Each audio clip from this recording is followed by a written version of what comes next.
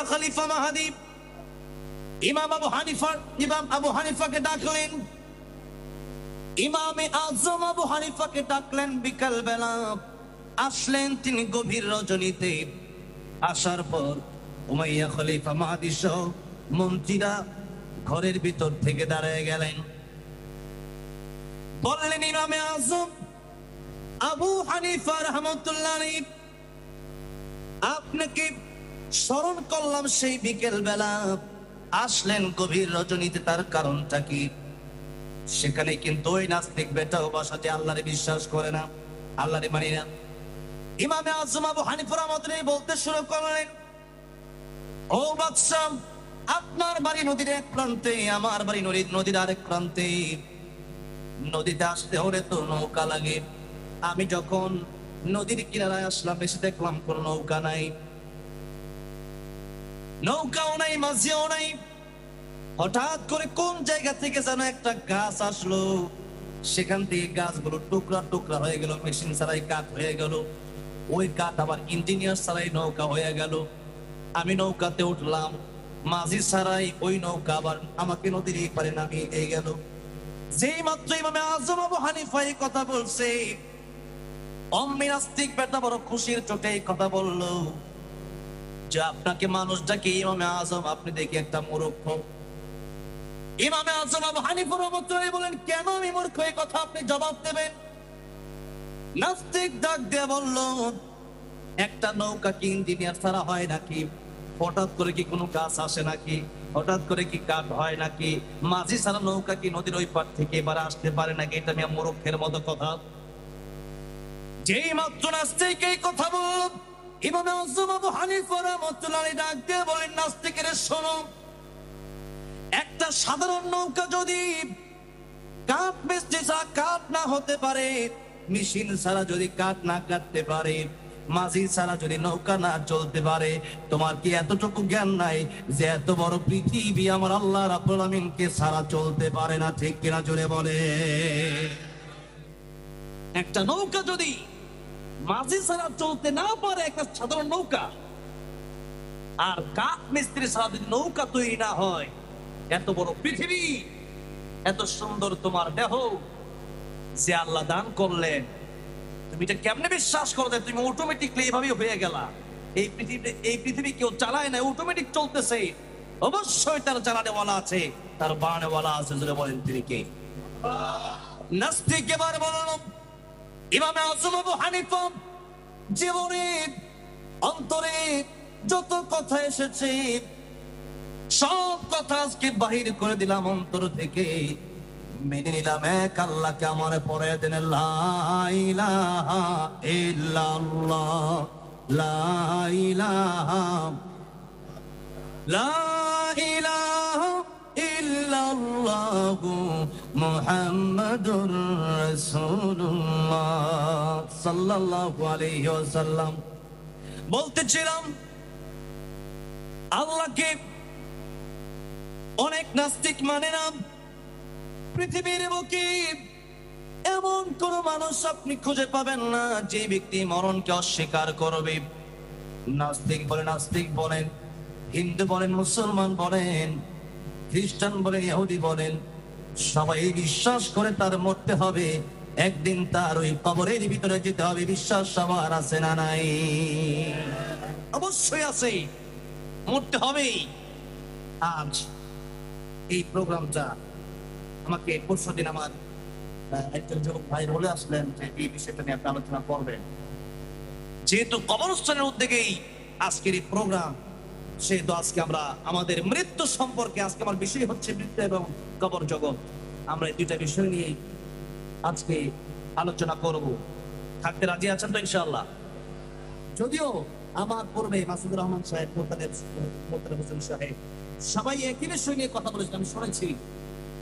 তারপরেও আজকে এত আলোচনা আমরা শুনি, কিন্তু আমাদের মৃত্যুর কথা মনে পড়ে না। আজ আমরা দুনিয়া লোভী না জান্নাত লোভী? আমরা তো বলতেছি জান্নাত লোভী, কিন্তু আমরা দুনিয়াদাররা যখন একজন একজনের সাথে দেখা হয় তখন বলে যে কত কাঠা জায়গা কিনলা, বাড়ি কয়তলা হয়েছে, মাসে বেতন পাও কত?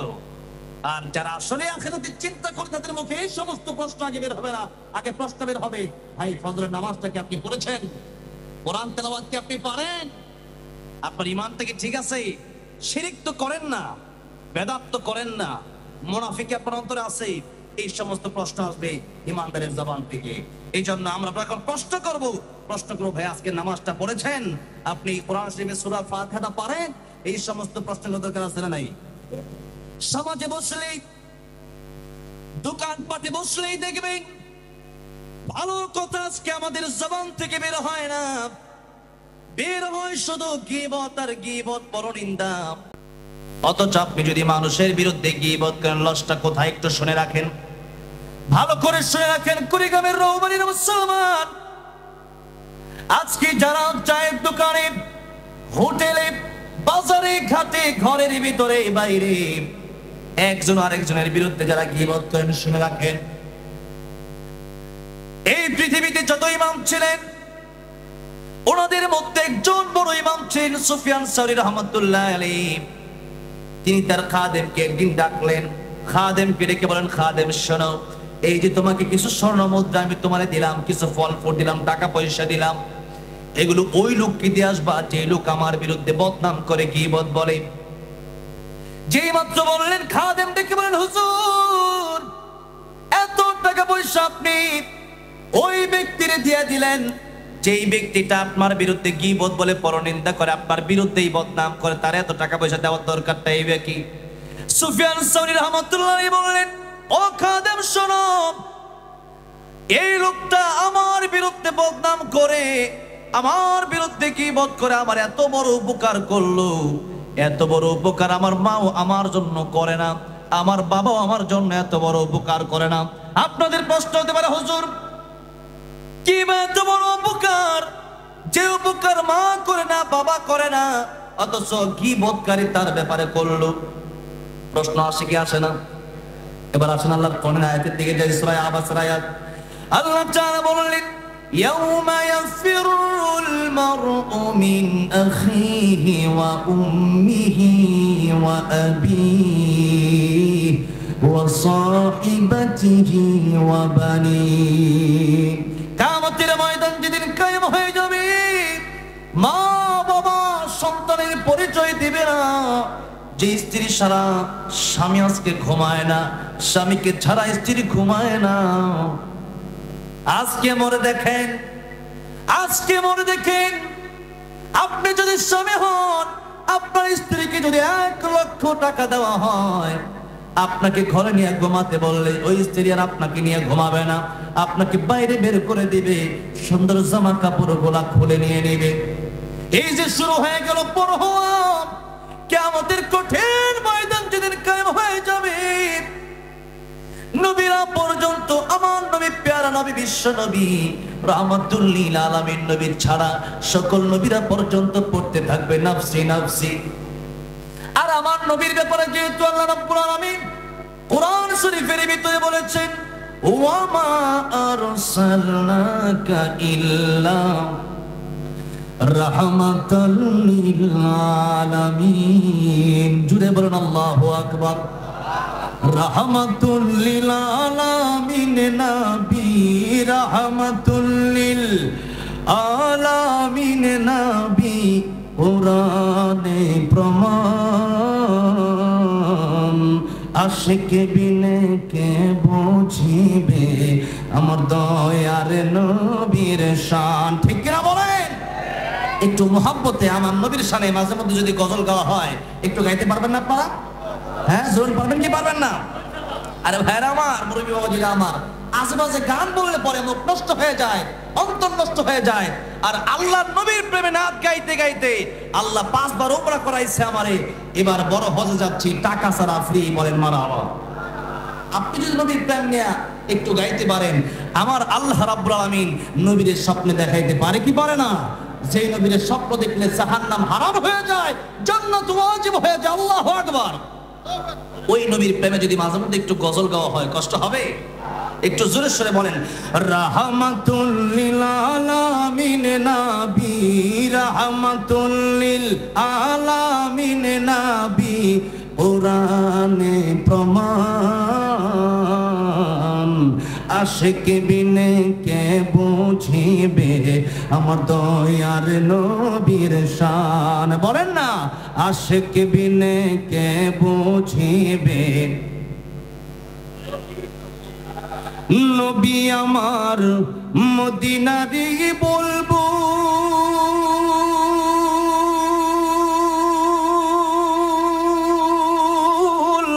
আমার আল্লাহ ভালোবেসে নামটি দিলেন হাবিবে রাসূল। আল্লাহু আকবার। নবী আমার মদিনারি বলবো, আমার আল্লাহ প্রেম করিয়া নামটি দিলেন মুহাম্মদ রাসূল। ওই নবীকে ভুল বুঝিলে, ওই নবীকে ভুল বুঝিলে থাকবে না ঈমান। আশিক বিনে কে বুঝিবে আমার দয়ার নবীর শান। বলেন, আশিক বিনে কে বুঝিবে। জবানটা ছেড়ে দি, রাহমাতুল লিল আলামিন নবী, রাহমাতুল লিল আলামিন নবী, কোরআনে প্রমাণ। আশিক বিনে কে বুঝিবে আমার দয়ার নবীর শান। উম্মত বিনে কে বুঝিবে আমার দয়ার নবীর শান। কথা বলেন ঠিক না বেঠিক? আমার ভাইরা, আমার মুরব্বি বাবাজিরা, যে কথা বলছিলাম, আল্লাহ রাব্বুল আলামিন বলেন কিয়ামতের ময়দান যেদিন কায়েম হয়ে যাবে, মা সন্তানের পরিচয় দিবে না, বাবা সন্তানের পরিচয় দিবে না। একটা নেকির জন্য মায়ের কাছে যাবে, মা বলবে আমার তো বিয়ে হয় নাই, সন্তান আসবে কোন জায়গা থেকে? ও মুসলমান, ও আমার ভাইরা, আমার মুরব্বি বাবাজিরা, সেই দিন সুফিয়ান সাউরি রাহমাতুল্লাহ আলাইহি যে কথাটা বললেন, ও খাদেম শোনো, কিয়ামতের কঠিন ময়দানে মা আর বাবা এত আপন। আল্লাহর ফরজ বিধানের পরে আল্লাহ মা বাবার কথা বললেন, ওয়াবিল ওয়ালিদাইনি ইহসানা। আল্লাহর ফরজের পরে ফরজ বিধান হলো মা বাবার খেদমত করো। তোমরা এটা ফরজ, এটা ফরজ না সুন্নত? বলে, মা বাবার খেদমত করা ফরজ না সুন্নত? ফরজ। হজে তো সবাই যেতে পারে না। মা আর বাবার দিকে যদি একটা নজর দিয়া মায়ার নজরে তাকাইতে পারেন, নবী বলেন একটা কবুল হজের সওয়াব হবে। সাহাবী বলেন, ইয়া রাসূলুল্লাহ, ইয়া হাবিবাল্লাহ, আপনি যে বলেন একবার তাকাইলে একটা কবুল হজের সওয়াব, আমি যদি 100 বার তাকাই? নবী বলেন, ও আমার সাহাবী, 100 বার কেন, যতবার তাকাবা তাকাতে তাকাতে অস্থির হয়ে যাইতে পারো, আমার আল্লাহ সওয়াব দেওয়ার বেলায় অস্থির হবে না। যতবার মা বাবার দিকে তাকাইবা আমার আল্লাহ ততবার তোমারে কবুল হজের সওয়াব আমল নামায় দান করে দিবেন। চিৎকার মেরে বলা যাবে না সুবহানাল্লাহ? আজকে মার বাবা অবহেলিত হয়ে আছে। যেই মা আর বাবা হাত উঠাইলে আমার আল্লাহ হাত ফিরায় দেয় না। কত বাবার কাছে চাইলেন, বানানো বাবার কাছে, নিজের বাবার কাছে দোয়া চায় না, নিজের মায়ের কাছে দোয়া চায় না। আমার কাছে অনেকে দোয়া চাই, আমি বলি আগে মায়ের কাছে দোয়া চান, বাবার কাছে দোয়া চান। পীর বাবার কাছে দোয়া চাইলে পীর বাবা দোয়া করলে কবুল হতেও পারে, নাও হতে পারে, কিন্তু আমার নবী বলেন, ও আমার উম্মতেরা, তোমরা যদি দোয়া কবুল করাইতে চাও, মনে রাখবা বন্দুকের বুলেট মিস হয়ে যাইতে পারে, মায়ের দোয়া বাবার দোয়া আমার আল্লাহ খালি ফিরে দিবে না। তাহলে জোরে বলেন, দোয়া মা বাবার কাছে চাওয়া দরকার আছে না নাই? আজকে নিজের বউয়ের কথা শুনে মার যারা কষ্ট দিয়েছে, মা যদি ক্ষমা না করে আমার আল্লাহ কিন্তু ক্ষমা করবে না। বাবা যদি ক্ষমা না করে আমার আল্লাহ ক্ষমা করবে না। নবীজি রাস্তা দিয়ে যাচ্ছেন, হাতের এক পাশে দেখেন একটা কবর। নবীজিকে আল্লাহ তো কবরের আযাবও দেখাইছে। যেই মাত্র নবীজি কবরের দিকে তাকাইলেন, তাকে দেখতেছেন কবরে আযাব হয়। সাধারণ মানুষ সব দেখে না, আমার আল্লাহ গরু ছাগলও তা দেখায়। নবী বলেন, আমি আল্লাহর কাছে দোয়া করতাম আমার উম্মতকে যেন আল্লাহ কবরে আযাব দেখায় দেয়, কিন্তু কেন দোয়া করি না জানোনি? আমার উম্মত যদি কবরের আযাব দেখে তাহলে আমার উম্মত নিজের বাপের নিয়ে কবরে রাখবে না, নিজের মারে নিয়ে কবরে রাখবে না, বাবা তার সন্তানের লাশ কবরে দেবে না। যে কবরে এত আযাব, এত ভয়ঙ্কর আযাব। কবরে যখন লোহার আগুনের হাতুড়ি দিয়ে যখন পেটানো হয়, নবী বলেন হাতুড়ির এক একটা বাড়ির ওজন কত? উহুদ পাহাড়কে যদি বাড়ি দেওয়া হতো, উহুদ পাহাড়টা চূর্ণ বিচূর্ণ হয়ে যাইত। আর আপনার ছোট্ট একটা মাথা, খুলিকাল ইনসানু দাঈফা, আল্লাহ বলেন মানুষ বড়ই দুর্বল। ওই আগুনের হাতুড়ি দিয়ে যখন আপনার বাড়ি দেওয়া হবে, আপনার অবস্থাটা কি হবে? ফজর পড়েন নাই, ফজর থেকে যোহর পর্যন্ত পেটানো হবে। যোহর পড়েন নাই, যোহর থেকে আসর পর্যন্ত পেটানো হবে। আসর পড়েন নাই, আসর থেকে মাগরিব পর্যন্ত পেটানো হবে। মাগরিব পড়েন নাই, মাগরিব থেকে এশা পর্যন্ত পেটানো হবে। এশা পড়েন নাই, এশা থেকে ফজর পর্যন্ত পেটানো হবে। নামাজ না পড়ে কেমনে এখনো ঘরে বসে থাকেন আপনি? আল্লাহ নবী বিশ্বনবী রাহমাতুল লিল আলামিন যেই মাত্র কবরে আযাব দেখলেন, নবীজি হাত উঠায় বলতেছেন, আল্লাহ এই কবরের আযাব আপনি মাফ করে দেন, তার কবরটারে কি আপনি জান্নাতের বাগান বানায় দিতে পারেন না? তার মানে লোকটা মুসলমান। নবী একবার দোয়া করলেন, সাহাবীরা আমিন বললেন। নবী তাকায় দেখে এখনো কবরের আযাব হয়। নবী আবার হাতটা উঠাইলেন, হাত উঠায় দোয়া করেন, আল্লাহ গো এই লোকটার কবরের আযাব তুমি মাফ করে দাও। যে নবী হাত উঠাইতে দেরি কবুল হইতে দেরি না, সেই নবী যখন এখন দুইবার দোয়া করলেন এখনো কবরের আযাব মাফ হয় না। নবীজি তৃতীয়বার আবার হাতটা উঠায় দোয়া করেন, আল্লাহ গো তার কবরের আযাবটা তুমি মাফ করে দাও। এখনো কবরের আযাব মাফ হয় না। আমার নবী আমার আল্লাহর ডেকে বলেন, আল্লাহ আমার হাতের দাম কি তোমার কাছে কমে গেল?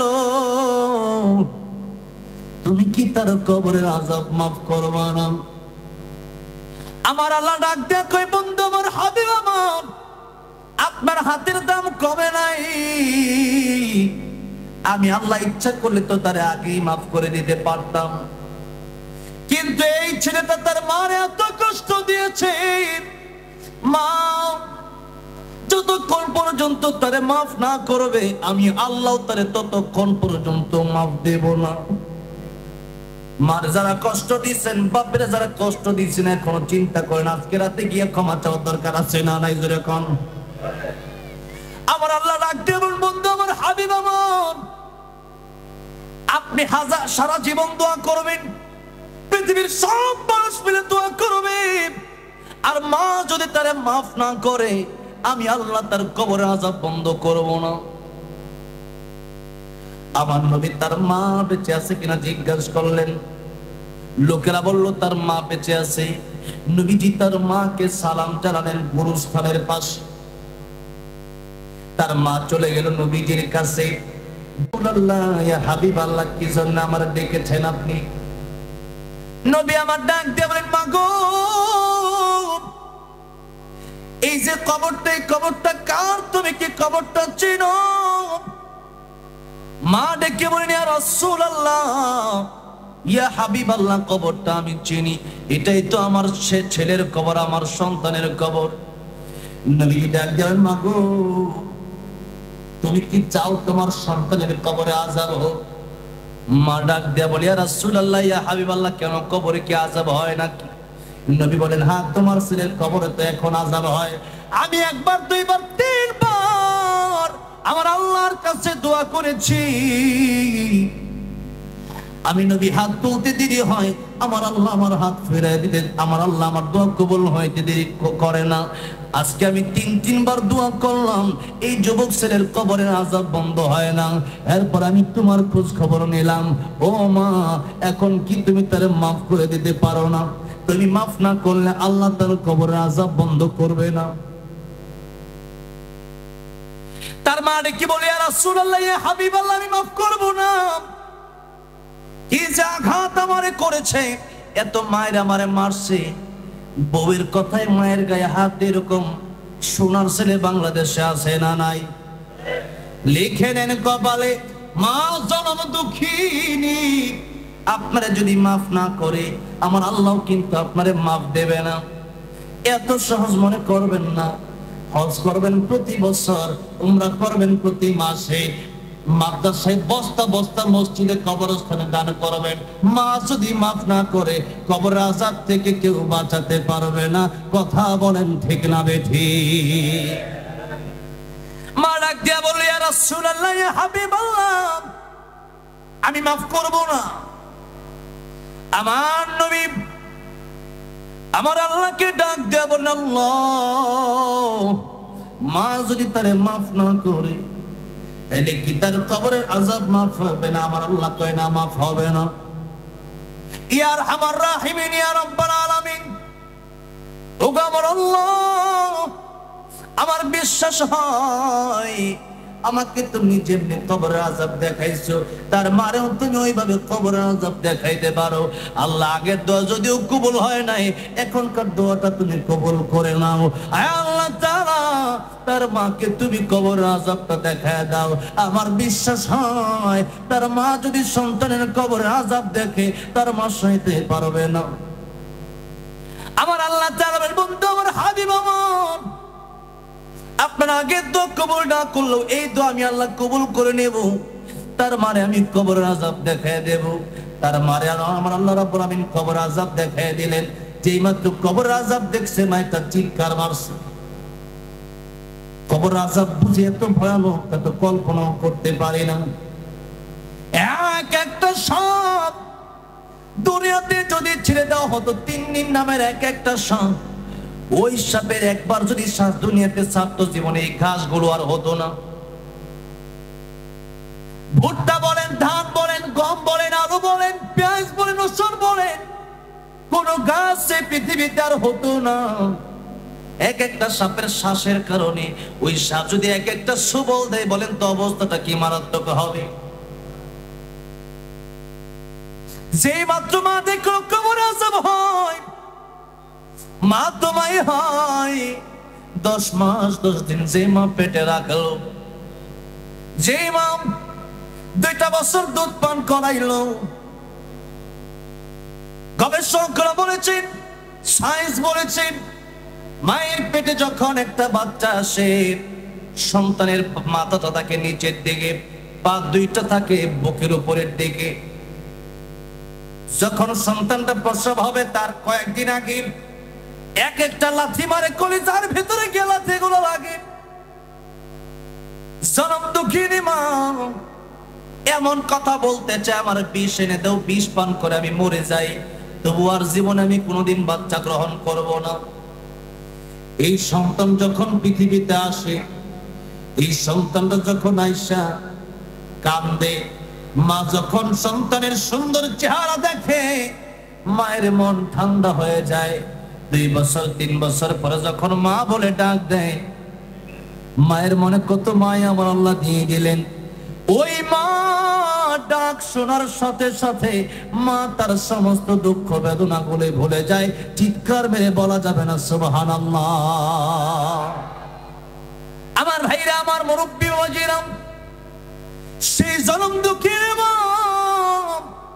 আপনি আমি দুনিয়াতে আসার জন্য এত কষ্ট করলেন, সেই মারে যদি কষ্ট দেন, আমার আল্লাহ বলেন আমি আল্লাহ মাফ করব না। মা যদি তোমারে মাফ না করে, যেই মাত্র সন্তানের কবরের আযাব দেখলো মা ডাক দিয়ে বলল, ইয়া রাসূলুল্লাহ, ইয়া হাবিবাল্লাহ, আমি আর সইতে পারি না, আমি আর বরদাস্ত করতে পারি না। ইয়া রাসূলুল্লাহ, ইয়া হাবিবাল্লাহ, এই মুহূর্তে আমার কলিজার টুকরা সন্তান আমি মাফ করে দিলাম। নবী তাকায় দেখতেছে মা মাফ করতে দেরি, সন্তানের কবরের আযাব মাফ হইতে একটা সেকেন্ড তো আর দেরি হয় না। জোরে জোরে কি বলা যাবে না সুবহানাল্লাহ। মায়ের চোখে ঝরলে পানি, আল্লাহর আরশ কাঁপা যায়, কান্দে না যেন মায়, কান্দে না যেন মায়। ঠিক না? মায়ের মনে কত কষ্ট জানো না কি ভাই, এই জগতে মায়ের মতো আপন কেহ নাই। সেই মায়ের কষ্ট কেহ, সেই মায়ের কষ্ট কেহ দিও না এই দুনিয়ায়, কান্দে না যেন মায়, কান্দে না যেন মায়। এই জন্য আজকে থেকে মুসলমান একটা ওয়াদা আপনার কাছ থেকে আমি নিতে চাই, যতদিন বেঁচে আছেন ততদিন মারে খুশি করবেন। হুমা জান্নাতুকা হুমা নারুকা, বাপ মারে খুশি করতে পারলে জান্নাত, বাপ মা যদি নারাজ হয়ে যায় আপনার কপালে জাহান্নাম আছে। এই জিনিস যতদিন বেঁচে আছেন মা বাপের কষ্ট দেবেন না। মা বাপের খেদমত করতে রাজি আছেন কারা কারা? দুটি হাত আমার আল্লাহরে উঠায়া দেন।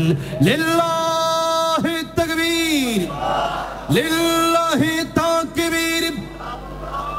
আল কোরআনের আলো, লিল্লাহি তাকবীর। হাত নামান।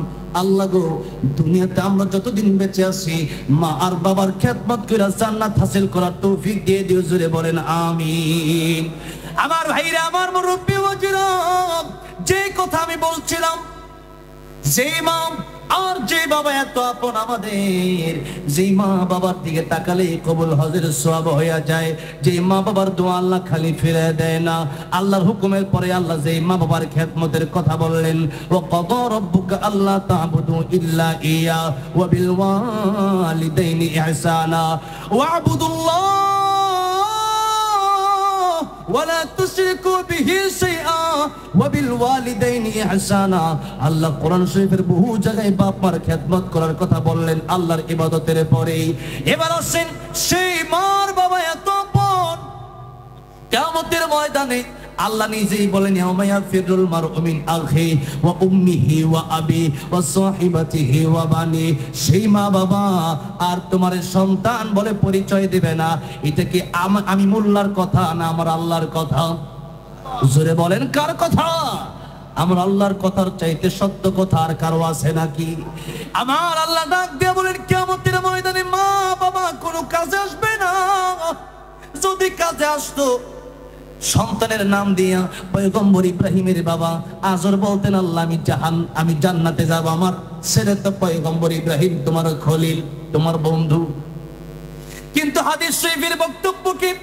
কিয়ামতের ময়দানে পয়গম্বর ইব্রাহিম তাকায় দেখবে তার বাবাকে শিকল দিয়া বেঁধে জাহান্নামে নিয়ে যাওয়া হয়। কষ্ট হচ্ছে আপনাদের? 12টা বাজে, মাত্র 45 মিনিট না হয়েছে, আর 45 মিনিট। যে সময়টা আমাকে দিয়েছেন এই সময়টা চাচ্ছি 12:30 পর্যন্ত, ঠিক আছে? কষ্ট হচ্ছে আপনাদের? আপনাদের কষ্ট হলে আমার সুবিধা। হ্যাঁ, ভালো লাগতেছে? একটু ধৈর্যের সাথে একটু শুনেন, আশা করি কিছু বাড়িতে নিয়ে যেতে পারবেন। কিছু বাড়িতে নিয়ে যাওয়ার দরকার আছে না নাই?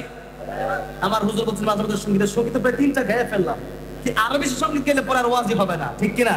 যেন কিছু কথা, কিছু আমল, আমরা এমন কিছু কথা আজকে শুনবো যে কথাগুলো শোনার পরে আমরা যেন এমন ভাবে মৃত্যুর প্রস্তুতি নিতে পারি যাতে করে আমরা কবরে যাওয়ার সাথে সাথে আল কবরু রাউযাতুম মির রিয়াজিল জান্নাহ আও হুফরাতুম মিন হুফারিন নার, আমরা চাই আমাদের কবরটা জান্নাতের বাগান আল্লাহ বানায় দেন, বলেন আমিন। আমরা এমন কিছু কথা আজকে নিয়ে যাব যে কথা নিয়ে যাওয়ার কারণে আমরা জান্নাতি হতে পারবো। আল্লাহ আমাদের কপালে আপনি জান্নাত লিখে দেন, পড়ে না আমিন। আর জোরে শুনে পড়েন আমিন। আমার ভাইরা, আমার মুরব্বিও ছিলাম, যেই কথা বলছিলাম, সুফিয়ান সৌরি রাহমাতুল্লাহ বললেন, কিয়ামতের ময়দানে আমার মা আমার বাবা আমার হয়তো পরিচয় দিবে না। যেহেতু ইব্রাহিম আলাইহিস সালামের বাবা ইব্রাহিম আলাইহিস সালামের নাম দিয়ে জান্নাতে যেতে পারবে না, নূহ আলাইহিস সালামের ছেলে কেনান বাবার পরিচয় দিয়ে জান্নাতে যেতে পারবে না, লূত আলাইহিস সালামের স্ত্রী স্বামীর পরিচয় দিয়ে জান্নাতে যেতে পারবে না, নবীর চাচা আবু তালিব আমার নবী মুহাম্মদ রাসূলুল্লাহ সাল্লাল্লাহু আলাইহি সাল্লামের পরিচয় দিয়া জান্নাতে যেতে পারবে না। বরং আবু তালিবকে দুইটা আগুনের জুতা পরে দেওয়া হবে। আগুনের জুতার উত্তাপে আবু তালিবের মাথার মগজগুলো টকবক টকবক করতে থাকবে।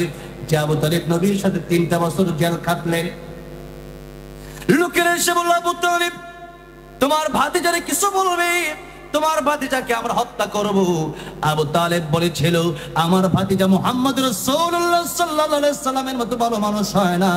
আমার ভাতিজার বিরুদ্ধে যে ব্যক্তি একটা কথা বলবে তার কল্লা আমরা দ্বিখণ্ডিত করে দেব। জোরে বলা যাবে না সুবহানাল্লাহ? আজকেও আমরা এই প্রতিজ্ঞা করতে চাই, আমার বিরুদ্ধে কথা বললে কিছু বলবো না, আমার বাপ্পা নিয়ে কথা বললেও কিছু বলবো না, আল্লাহর নবীর বিরুদ্ধে কথা বললে যেখানে কথা বলবো টুকরা করে ফেলবো। রাজি আছেন কারা কারা? দু হাত আল্লাহর উঠায় দেখান।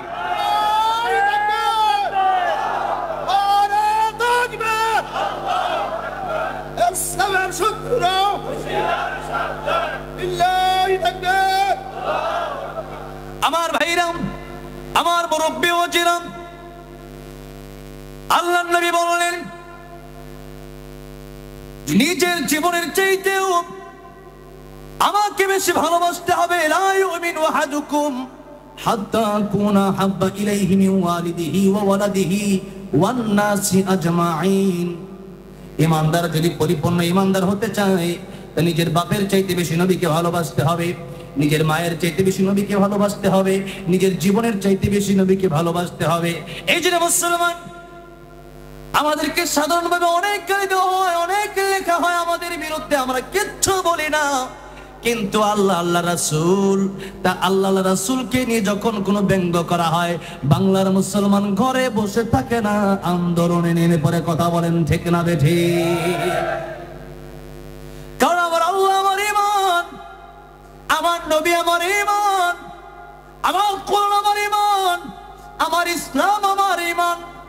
আমার জীবন যাইতে পারে, কল্লা দিতে পারি, কিন্তু আল্লাহ রাসূলের অপমান হবে, কোরআনের অপমান হবে, ইসলামের অপমান হবে, কোন মুসলমান তা সইতে পারে না। কথা বলেন ঠিক না বেঠিক?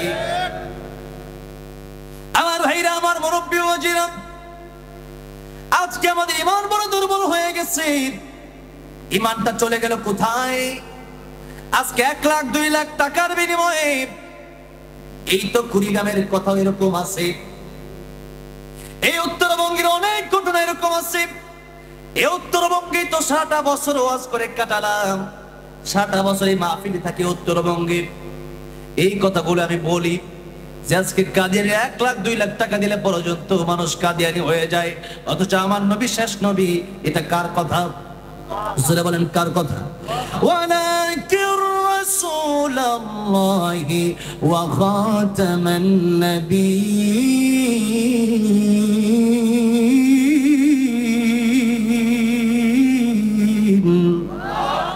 আমার আল্লাহ বলেন, আমার নবী শেষ নবী, আমার নবীর পরে আর কোন নবী আসবে না। এখন থেকে যদি এই কথা বলা হয় কাদিয়ানি নবী, তাহলে আমরা জিজ্ঞাসা করতে চাই যে কাদিয়ানি যদি নবী হয়, তাহলে সে মেট্রিক পরীক্ষায় 3 বার ফেল মারলো, দুনিয়ায় তার শিক্ষক ছিল, স্কুলে পড়াশোনা করছে। আর আমার নবীর দুনিয়াতে কোনো শিক্ষক ছিল না, আমার নবীর শিক্ষক দুনিয়ার কোনো মানুষ ছিল না। আমার নবীর শিক্ষক স্বয়ং। জোরে বলেন কি? জোরে বলেন কি? নবীদের শিক্ষক দুনিয়ার কোনো মানুষ হয় না। কারণ তাহলে কয়েকদিন পরে বলবে ও তো নবীর চাইতে বড়, অথচ আল্লাহর পরে দুনিয়াতে নবীদের সম্মান। জোরে বলেন ঠিক না বেঠিক? পয়গম্বর ঈসা রূহুল্লাহকে ছোট্টবেলায় মক্তবে ভর্তি করে দেওয়া হলো কায়দা শেখার জন্য। তার উস্তাদ থেকে কায়দা শেখাচ্ছে কাকে? ঈসা আলাইহিস সালামকে। পড়ো আলিফ। ঈসা আলাইহিস সালাম তার উস্তাদকে বললেন, আলিফ যে পড়বা আপনি আগে বলেন আলিফ খাড়া হয়ে রইছে কি লিগা? সুবহানাল্লাহ কবেন না? আলিফ দাঁড়ায় আছে কেন? বাস হয়ে আছে কেন? বান নিচে এক নক্তা, তার উপরে দুই নক্তা, সার উপরে তিন নক্তা, আলিফে কোনো নক্তা নাই। এই দুই ব্যাখ্যা আগে দেন, পর আলিফ পড়বো। ওইটা আমিও কোনোদিন জিগাই নাই, আর আমারও কোনো হুজুর কোনোদিন জিগায় নাই, কোনো ছাত্র আমার জিগায় নাই। ডাইরেক্ট আলিফ পড়ো। কিন্তু পয়গম্বর ঈসা বলছেন না বুঝে আমি পড়ি না। এবার হুজুর বলছেন ঠিক আছে, যদি তুমি না বুঝে পড়ো তুমি এর ব্যাখ্যা দাও। ছোট্ট মানুষ ঈসা আলাইহিস সালাম। ঈসা আলাইহিস সালাম বললেন যদি শিখতেই হয় তাহলে আপনি আছেন চেয়ারে, আমি আছি নিচে। আপনি আছেন গদিতে, আমি আছি নিচে। আপনি গদি ছেড়ে এখানে আসেন, আমি গদিতে গিয়া পরে আপনারা শেখাবো। জোরে কোন সুবহানাল্লাহ। কারণ নবীদের উস্তাদ কোনো মানুষ হতে পারে না। আপনি নিচে আসেন, আমি চেয়ারে যাব, আমি চেয়ারে গিয়ে আপনারা শেখাবো। উস্তাদ বললেন ঠিক আছে। এই বিষয় যেহেতু জীবন এরকম আজীব প্রশ্ন জীবনে আমি কোনোদিন করি নাই, আমারও কেউ করে নাই, সুতরাং এই প্রশ্ন আমার শোনার দরকার আছে, এর উত্তর আমার দরকার আছে। তুমি চেয়ারে যাও, আমি নিচে যাবো, এরপর আমারে বলো আলিফ কেন দাঁড়ায় রইছে, আলিফের উপরে নিচে কেন নক্তা নাই। এবার পয়গম্বর ঈসা ছোট মানুষ, তিনি বলছেন শোনেন, আলিফ দাঁড়ায় আছে এই জন্য আমরা বাংলাতে এক লিখি এইভাবে, আর আরবিতে এক লিখতে হয়। আলিফ যেমনে লেখে আরবিতে একও, যারা আলিফ আছে এমনি লেখে না, আরবিতে এমনি এক লেখে। খারাপ ভাবে সোজা একটা টান দিলেই এক। সুতরাং আলিফ আর এক। আমার আল্লাহ আলিফের মাধ্যমে বুঝিয়ে দিলেন আলিফ যে প্রথমেই পড়বেন, কোরআনের শিক্ষা, কায়দার শিক্ষা, প্রথমে আলিফের শিক্ষাই হলো আমার আল্লাহ এক, আমার আল্লাহর সাথে কোনো শরীক নাই। চিল্লায় বলা যাবে না সুবহানাল্লাহ। দুই নম্বরে আলিফের উপরে নিচে কোনো নক্তা নাই। শুনেন, কুল হুয়াল্লাহু আহাদ আল্লাহুস সামাদ। সবাই পড়েন, একবার পড়লে 10 পারার সওয়াব আল্লাহ এখন লিখে দিবেন। পড়েন, কুল হুয়াল্লাহু আহাদ আল্লাহুস সামাদ লাম ইয়ালিদ ওয়া লাম ইউলাদ ওয়া লাম ইয়াকুল লাহু কুফুয়ান আহাদ। আপনি ভালো করে শুনেন, আল্লাহ বলছেন আল্লাহ একক, আল্লাহর কোনো শরীক নাই, আল্লাহর কোনো ছেলে নাই, আল্লাহর কোনো মেয়ে নাই, আল্লাহর কোনো বাবাও নাই। আল্লাহ কাউকে জন্ম দেন নাই, কারো থেকে আল্লাহ জন্ম হনও নাই, আল্লাহর সমতুল্য কেউ নাই। আল্লাহ আলিফের নক্তা যেহেতু নাই, বা নক্তা আছে, দুনিয়ার মানুষের শরীক থাকতে পারে, 1 জন 2 জন 3 জন 4 জন 5 জন, কিন্তু আমার আল্লাহ, আমার আল্লাহর সাথে কোনো শরীক নাই। আমার আল্লাহর কোনো পিতা নাই, আমার আল্লাহর কোনো ছেলে সন্তান মেয়ে সন্তান নাই। এই জন্য আল্লাহ বুঝিয়ে দিলেন আলিফতে এক, আল্লাহর সাথে কোনো শরীক হতে পারে না। জোরে জোরে বলা যাবে না সুবহানাল্লাহ। হুজুর ডাক দিয়ে বলছেন ঠিক আছে, তোমারে আমার কাছে ভর্তি করা হয়েছিল পড়ানোর জন্য, আমি বুঝতে পেরেছি তোমার আল্লাহ এমন জ্ঞান দিয়েছেন, আমার জ্ঞান তোমার সাথে কোলাবে না, তোমার শিখানোর যোগ্যতা আমার কাছে নাই। নবীর শিক্ষক দুনিয়ার কোনো মানুষ হতে পারে না, যাতে করে পরে কথা না বলতে পারে নবী সে বড়। আমার পয়গম্বর বিশ্ব নবী রাহমাতুল লিল আলামিন বলছেন, শুনে রাখো উম্মতেরা, আমার আল্লাহ রাব্বুল আলামিন এত ইলম দান করেছেন, তামাম পৃথিবীতে যত মানুষ পৃথিবীতে এসেছে আর যত মানুষ তামাম পৃথিবীতে সামনে আসবে, সবার জ্ঞান সবার ইলম মিলে যতটুকু হবে, তার চাইতে বেশি ইলম জ্ঞান আল্লাহ আমি নবীকে দান করেছেন। বলেন সুবহানাল্লাহ। আমার ভাইরা, আমার মুরব্বি মজিরা, আজকে আমরা ঈমান বিক্রি করে দিচ্ছি, কোরআনের একটা আয়াত আমরা স্বীকার করে ফেলছি, অনেকেই 1 লাখ 2 লাখ টাকার বিনিময়ে কাদিয়ানী হয়ে যাচ্ছে। এই হলো একটা ভন্ডের দল। আরেকটা ভন্ড বাংলাদেশে আছে, এটার নাম হলো হিজবুত তাওহীদ। আমি হলো এটা হিজবুত শয়তান। এটা কি হিজবুত শয়তান, যার কোরআন তেলাওয়াতের সঠিক কোরআন তেলাওয়াত কিভাবে করে ওইটাই জানা। কোরআন তেলাওয়াত যারা শুদ্ধ হয় সে বলছে আমি হিজবুত তাওহীদের ইমাম। এমাম শব্দ আছে নাকি, শব্দ ইমাম, ওটারে বলতেছে এমাম। ইমাম কারে বলো ওইটাই জানে না, সূরা ফাতিহা কারে বলো ওইটাই জানে না, নামাজ ঠিকভাবে যে ব্যক্তি পড়তে পারে না, মদের সাথে যাদের সম্পর্ক, গাঁজার সাথে যাদের সম্পর্ক, নারীর অবৈধ বেপরদা নারীর সাথে যাদের সম্পর্ক, এরা কোনোদিন হিজবুত তাওহীদ হতে পারে না, এরা হিজবুত শয়তান। কথা বলতে হবে ঠিক না বেঠিক? বাংলার জমিনে এই কাদিয়ানীর হিজবুত তাওহীদ যদি আমাদেরকে ঈমান নষ্ট করতে চায়, আমরা আমাদের ঈমানের দাবি নিয়ে তাদেরকে খতম করার জন্য রাজি আছি। কারা কারা দুহাত আমরা আল্লাহরে উঠায় দেখাই।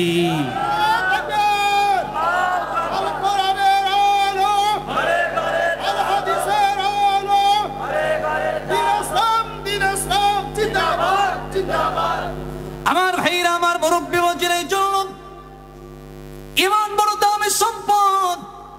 মুফাসসিরিন কেরামগণ বললেন ঈমান নিয়া কোরআনে তো ডাইরি কি আছে, যদি জান্নাতে যেতে হয় তাহলে ঈমান লাগবে। ঈমান ছাড়া যদি কবরে যান, ওই কবরটা জাহান্নামের আগুন দিয়া ভরে যাবে। এই জন্য ঈমান নিয়ে কবরে যেতে চাই কি চাই না? আল্লাহ সবাইকে পাকা ঈমানদার বানায় দিও, জোরে বলেন আমিন। এবার শুন, আজকে আমাদের ঈমান নষ্ট করে দেওয়া হচ্ছে। মুহাদ্দিসিনে কেরাম, মুফাসসিরিনে কেরামগণ বলেন এমন একটা স্বর্ণের টুকরা অথবা এমন একটা ডায়মন্ড অথবা এমন একটা হীরা যদি আপনার কাছে থাকে, যে হীরার মাধ্যমে, যে ডায়মন্ডের মাধ্যমে, যে স্বর্ণের মাধ্যমে আপনি গোটা কুড়িগ্রামটা কিনতে পারবেন, ওই স্বর্ণের টুকরা, ওই ডায়মন্ডের টুকরা, ওই হীরার টুকরা পকেটে নিয়ে কি আপনি সুন্দরভাবে ঘুরতে পারবেন নাকি? সুদ ডাকাত পিছে লেগে থাকবে কি থাকবে না? কেন? যে একটা ডায়মন্ডের টুকরা যদি চুরি করতে পারি, গোটা কুড়িগ্রাম কিনা যাবে। এবার যে ঈমান সবচেয়ে কম ঈমানদার থাকবে, সর্বশেষে যে ব্যক্তি জান্নাতে যাবে, ওই ব্যক্তিকে আমার আল্লাহ রাব্বুল আলামিন যখন জান্নাতে দিবেন, ওই ব্যক্তিটা বলবে আল্লাহ রাব্বুল আলামিন আমারে আপনি জান্নাতের দরজার সামনে একটু জায়গা দেন। আমার আল্লাহ বলবেন না রে বান্দা, সবচাইতে কম ঈমানদার ছিল, এই জন্য তোর জান্নাতটা হবে 10 দুনিয়ার চাইতে আরো বড়। চিৎকার মেরে বলা যাবে না সুবহানাল্লাহ? যে ঈমান দিয়া 10 দুনিয়ার চাইতে বড় জান্নাত আমার আল্লাহ দিবে, ওই ঈমান চুরি করার জন্য শয়তানের দলেরা, হিজবুত শয়তান আর কাদিয়ানী বাংলাদেশে আছে না নাই? আমরা আমাদের জীবন দেব, কিন্তু ঈমান আমরা দিতে পারি না। আব্দুল্লাহ ইবনে হুযাফা রাদিয়াল্লাহু আনহু রোম সম্রাটদের আটকালো, বলল ইসলাম ছেড়ে দাও, তোমার আমার অর্ধেক রাজ্য দিব, আমার মেয়েটা বড় সুন্দরী, তারেও বিয়ে দিয়ে দেব। আব্দুল্লাহ ইবনে হুযাফা রাদিয়াল্লাহু আনহু বললেন, ও রোমের কুকুর, তুই আমার কি দিবি বল? তুই আমার কোন জমির লোক দেখাস? আমার আল্লাহ তো আমার জন্য কাফি, আমার আল্লাহ আমার জন্য যথেষ্ট। এই জমিনটা আমার আল্লাহর কাছে মশার পাখার সমতুল্য মূল্য নাই, তুই আমার কোন জমি দিবি? রোমের সম্রাট আব্দুল্লাহ ইবনে হুযাফাকে বন্দী করলেন জেলের ভিতরে। 1 দিন 2 দিন 3 দিন 7 দিন পর্যন্ত খানা দিল না। 7 দিন পরে ডাক্তার পাঠানো হলো, তাও তো খোঁজ খবরের জন্য পাঠানো হয়েছে। আর আমাদের বাংলাদেশে এমন আয়না ঘরের নাম আমরা শুনেছি, যে আয়না ঘরে বছরকে বছর আলেমকে রাখা হয়েছে, কোন ডাক্তার পর্যন্ত পাঠানো হয় না। ঠিক কিনা জোরে কর? তাইলে বোঝা গেল রোমের কুত্তার চাইতে এই কুত্তা সবচেয়ে বেশি খারাপ। জোরে কোন ঠিক না বেঠি? তারপর এখন আবার বলতেছে ডোনাল্ড ট্রাম্প এসে পড়ছে ক্ষমতায়, চট করে ঢুকে যাব, তুই আয়, তোরে দেখার জন্য, তোরে ফাঁসি দেওয়ার জন্য বাংলার কোটি জনগণ রেডি হয়ে আছে। ঠিক কিনা জোরে কোন? তুই আয়, তুই সবগুলো নিয়ে আয়। আজকে সামান্য একটা বক্তব্য দিয়েছে দেখলাম, দেখা না দিলে বন্ধু কথা কইও না। গান কেটা জানি লিখছিল, এটা কইছে, দেখা না দিলে বন্ধু কথা কইও না। দেখা দাও না কিসের কথা? পারলে আসো বাংলার জমিনে, তোর বাপের সৌদালয় দেখ অবস্থা কি হয়। ঠিক কিনা জোরে কর? দিল্লিতে বৈশা বৈশা বড় বড় গপ্প মারায়ও না। আল্লামা সাঈদী সহ বাংলার শত শত আলেমকে ফাঁসি দিয়েছো, এর বিচার বাংলার জনগণ করবে, আর তাকেও ছাড়া দেওয়া হবে না, কুকুরের মতো পেটানো হবে। ঠিক কিনা বলে? আজকে দিল্লিতে বসে বসে, মামুর বাড়ি বসে বসে বড় বড় গল্প মারাও, এত বড় সাহস আর আপনারাও ধৈর্য হারাবেন না। যার এত ক্ষমতা সে আবার বাংলাদেশ থেকে পলায় যায় নাকি? হ্যাঁ, যার এত ক্ষমতা সে আবার বাংলাদেশ ছেড়ে পলায় যায় নাকি? এত ক্ষমতা থাকলে তো বাংলাদেশেই থাকতো। দিল্লিতে গিয়ে উল্টা পাল্টা কথা বলো, সাইজ করে ফেললে বাংলার জনগণ, ঠিক কিনা বলেন? যেই কথা বললাম এই আইনা করে আমির হামজা সাহেবের সাথে আমার প্রায় সময় দেখা হয়। এমন শাস্তি তারে দিছে, রফিক মাদানী ভাইয়ের এমন শাস্তি দিছে, আল্লাহ মামুনুল হককে এমন শাস্তি দেওয়া হয়েছে যে শাস্তির কারণে তাদের হাড্ডি গুড্ডিগুলো এখনো ব্যথা করে, অবস্থা খুবই খারাপ। আয়না করে রাখছে, আয়না ঘরে। রফিক মাদানী ভাইয়ের সাথে কথা হলো, তাদের কবরের একটা মাত্র কবর, যেরকম এরকম একটা ঘরের ভিতরে তারা রাখছে। তো এর চাইতে ভালো ছিল ওইটা রুম সম্রাট।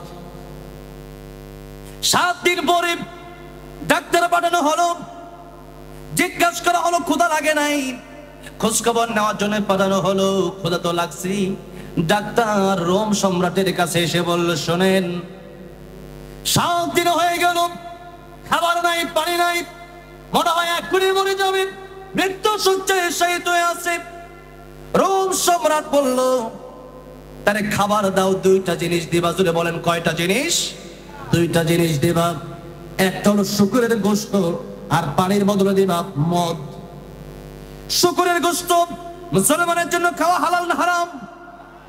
মদ খাওয়া হালাল না হারাম? এই 2টা তার সামনে দিবা। তাহলে একটা গুনাহ করায় দেই। যদিও ওই সময় আব্দুল্লাহ ইবনে হুযাফা রাদিয়াল্লাহু আনহু যদি ওই মদ আর শুকরের গোশত দিত, 7 দিন পর্যন্ত তিনি না খাওয়া, বলেন ওই সময় খাওয়াটা জায়েজ ছিল কি ছিল না? জীবন বাঁচানোর জন্য ছিল। এবার যখন আব্দুল্লাহ ইবনে হুযাফা রাদিয়াল্লাহু আনহুর সামনে নিয়ে যাওয়া হলো মদের বোতল আর শুকরের গোশত, আব্দুল্লাহ ইবনে হুযাফা কে বলে ভালো করে শুনেন, তার ঈমান কেমন আর আমাদের ঈমান কেমন। আব্দুল্লাহ ইবনে হুযাফা রাদিয়াল্লাহু আনহু বলেন, ও ডাক্তার, ও ডাক্তার, এই মদের বোতল আর শুকরের গোশত সামনে থেকে সরাবি নাকি আমি লাথি দিয়া সরাবো? আল্লাহু আকবার। তুই না সরাইলে আমি লাথি দিয়া সরাই দেব, কিন্তু সাবধানে করে এখান থেকে নিয়ে যা। সেই মাত্র বলছে, ডাক্তারের মেজাজ হট হয়ে গেছে, ডাক্তারের মেজাজ গরম হয়ে গেছে, চলে গেল বাদশার কাছে। বাদশা মহারাজ, এত দেখা যায় সাধারণ প্লেয়ার না, কাগা প্লেয়ার। আল্লাহু আকবার। 7 দিন খায় না, কথা কিন্তু বড় স্পিডে কয়। এটা আমারে বলতেছে লাথি দিয়ে আমাদের বোতল সরিয়ে দেবে। এবার বাদশার মেজাজ হট হয়ে গেল, বাদশার মেজাজ গরম হয়ে গেল। বাদশা বলল, আগুন ধরাও, কড়াই গরম করো, ওইটা গরমের কোণের ভিতর তেল গরম করো। আব্দুল্লাহ ইবনে হুযাফাকে আসতে বল, আসতে পারে না। 2 জনকে কাঁধের উপর ভর করে আব্দুল্লাহ ইবনে হুযাফাকে আগুনের পারে নিয়ে আসলেন। গরম তেলের কাছে আব্দুল্লাহ ইবনে হুযাফা রাদিয়াল্লাহু আনহুকে নিয়ে আসলেন। আব্দুল্লাহ ইবনে হুযাফা রাদিয়াল্লাহু আনহু, এখনো তাকে প্রস্তাব দেওয়া হলো, এই কড়াইয়ে তোমাকে জ্বালানো হবে। ওই যে প্রস্তাব দিয়েছিলাম, অর্ধেকটা রাজ্য দেবার মেয়ে বিয়ে দেবে, এখনো মেনে নাও, তোমার শর্ত আমি পূরণ করব। আব্দুল্লাহ ইবনে হুযাফা রাদিয়াল্লাহু আনহু বললেন, তুই মানুষ চিনতে ভুল করেছিস রে রোমের কুকুর। আল্লাহু আকবার। মানুষ চিনতে ভুল করেছিস। আমার জীবনের ইচ্ছায় তুমি শহীদ হয়ে যাব, কারণ মুমিন যে ব্যক্তি সে ভালো করেই জানে শহীদ মৃত্যুর চাইতে সুন্দর আর কোনো মরণ হতে পারে না। সাহাবীকে নবীজি জিজ্ঞেস করে, আগে নাম ছিল আব্দুল উজ্জা, পরে কালিমা পড়ে মুসলমান হয়ে গেল, নাম হলো আব্দুল্লাহ। নবীজি জিজ্ঞাসা করেন, আব্দুল্লাহ রে, তোমার জীবনে কি আশা আছে আমারে বলো। বাড়ি গাড়ি নারী সব ছেড়ে দিয়ে আমি নবীর কাছে তুমি আসলা, কি ইচ্ছা তুমি কি বলবা? আব্দুল্লাহ রাদিয়াল্লাহু আনহু বললেন, ইয়া রাসূলুল্লাহ, ইয়া হাবিবাল্লাহ, আমার জীবনে কোনো ইচ্ছা নাই, দুনিয়ার কোনো বাড়ি গাড়ির ইচ্ছা আমার নাই। আমার জীবনের ইচ্ছা হলো আমি যেন শহীদ হয়ে আল্লাহর দরবারে আমার আল্লাহর সাথে দেখা করতে পারি। চিল্লায় বলা যাবে না সুবহানাল্লাহ? নবীজি দোয়া করলেন, তিনি শহীদ হয়ে গেল। কেন শহীদ হওয়ার ইচ্ছা পোষণ করেন? কারণ নবীজি বলেছেন, শহীদ হলে পরে একটা পিপিলিকা কামড় দিলে সেই কষ্টটা এতটুকু মাত্র, এর চেয়ে বেশি কষ্ট হয় না। আল্লাহু আকবার বলেন। সাধারণ মৃত্যুর যন্ত্রণা বড় কঠিন। টেনের মৃত্যুর যন্ত্রণা, এই দেহ থেকে চামড়াটা টেনে টেনে উঠালে যতটা বেশি কষ্ট হবে, এর চাইতে বেশি কষ্ট হবে গুনাহগারের জান কবরের সময়। কিন্তু মরার সময় যদি শহীদি মৃত্যুটা আমার আপনার কবরে নসিব হয়ে যায়, তাহলে কোনো ভয় নাই, কোনো চিন্তা নাই, মৃত্যুর যন্ত্রণা আর হবেই না। কবরে যাওয়ার পরে মুনকার নাকির আসতে চাইবে, আমার আল্লাহ বলবেন মুনকার নাকির, আমার বান্দা আমার জন্য জীবন দিয়ে দিল রে, তার ঘুম আর ডিস্টার্ব করিস না রে। ও মুনকার নাকির, তার কবরে যাওয়ার দরকার নাই, পৃথিবীর সব কবরে যাবি, কিন্তু আমার শহীদ বান্দার কবরে তুই যেতে পারবে না। জোরে কোন আল্লাহু আকবার। এরপরে কিয়ামতের ময়দান যেদিন কায়েম হয়ে যাবে, শহীদের গা থেকে রক্তগুলো ঝরে ঝরে পড়তে থাকবে। শহীদ কেলা ডাক দেয়া বলল, শহীদ তুমি কি নিয়ে আসলা? শহীদ বলবেন, আল্লাহ কি নিয়ে আসলাম তা আমি বলতে পারবো না, তুমি কি আমার দেখো না অভিমান করবে? আল্লাহ বলবেন, তোর অভিমান আমার কাছে বড় ভালো লেগেছে। ও শহীদ, আমার কোরআনের জন্য, আমার ইসলামকে টিকিয়ে রাখতে গিয়ে তোর জীবনটা তুই দিয়ে দিয়েছিলি, যারে বান্দা আজকে তোর কোনো হিসাব হবে না, বিনা হিসাবে আমি আল্লাহ তোরে জান্নাতের মালিক বানিয়ে দিলাম। চিৎকার মেরে বলা যাবে না সুবহানাল্লাহ। এই তো হলো শহীদের মর্যাদা। আমি আব্দুল্লাহ ইবনে হুযাফা তেলের ভিতরে পড়ে যাব, তবু তোর মতো কুকুরের কাছে মাথা নত করব না। জেলখানা থেকে একটা কয়েদি ধরে নিয়ে আসা হলো, গরম তেলের ভিতরে ছেড়ে দেওয়া হলো, হাড্ডি থেকে গোশত গুঁড়ো আলাদা হয়ে যায়, রক্তগুলো টস টস করে ফুটে ওঠে।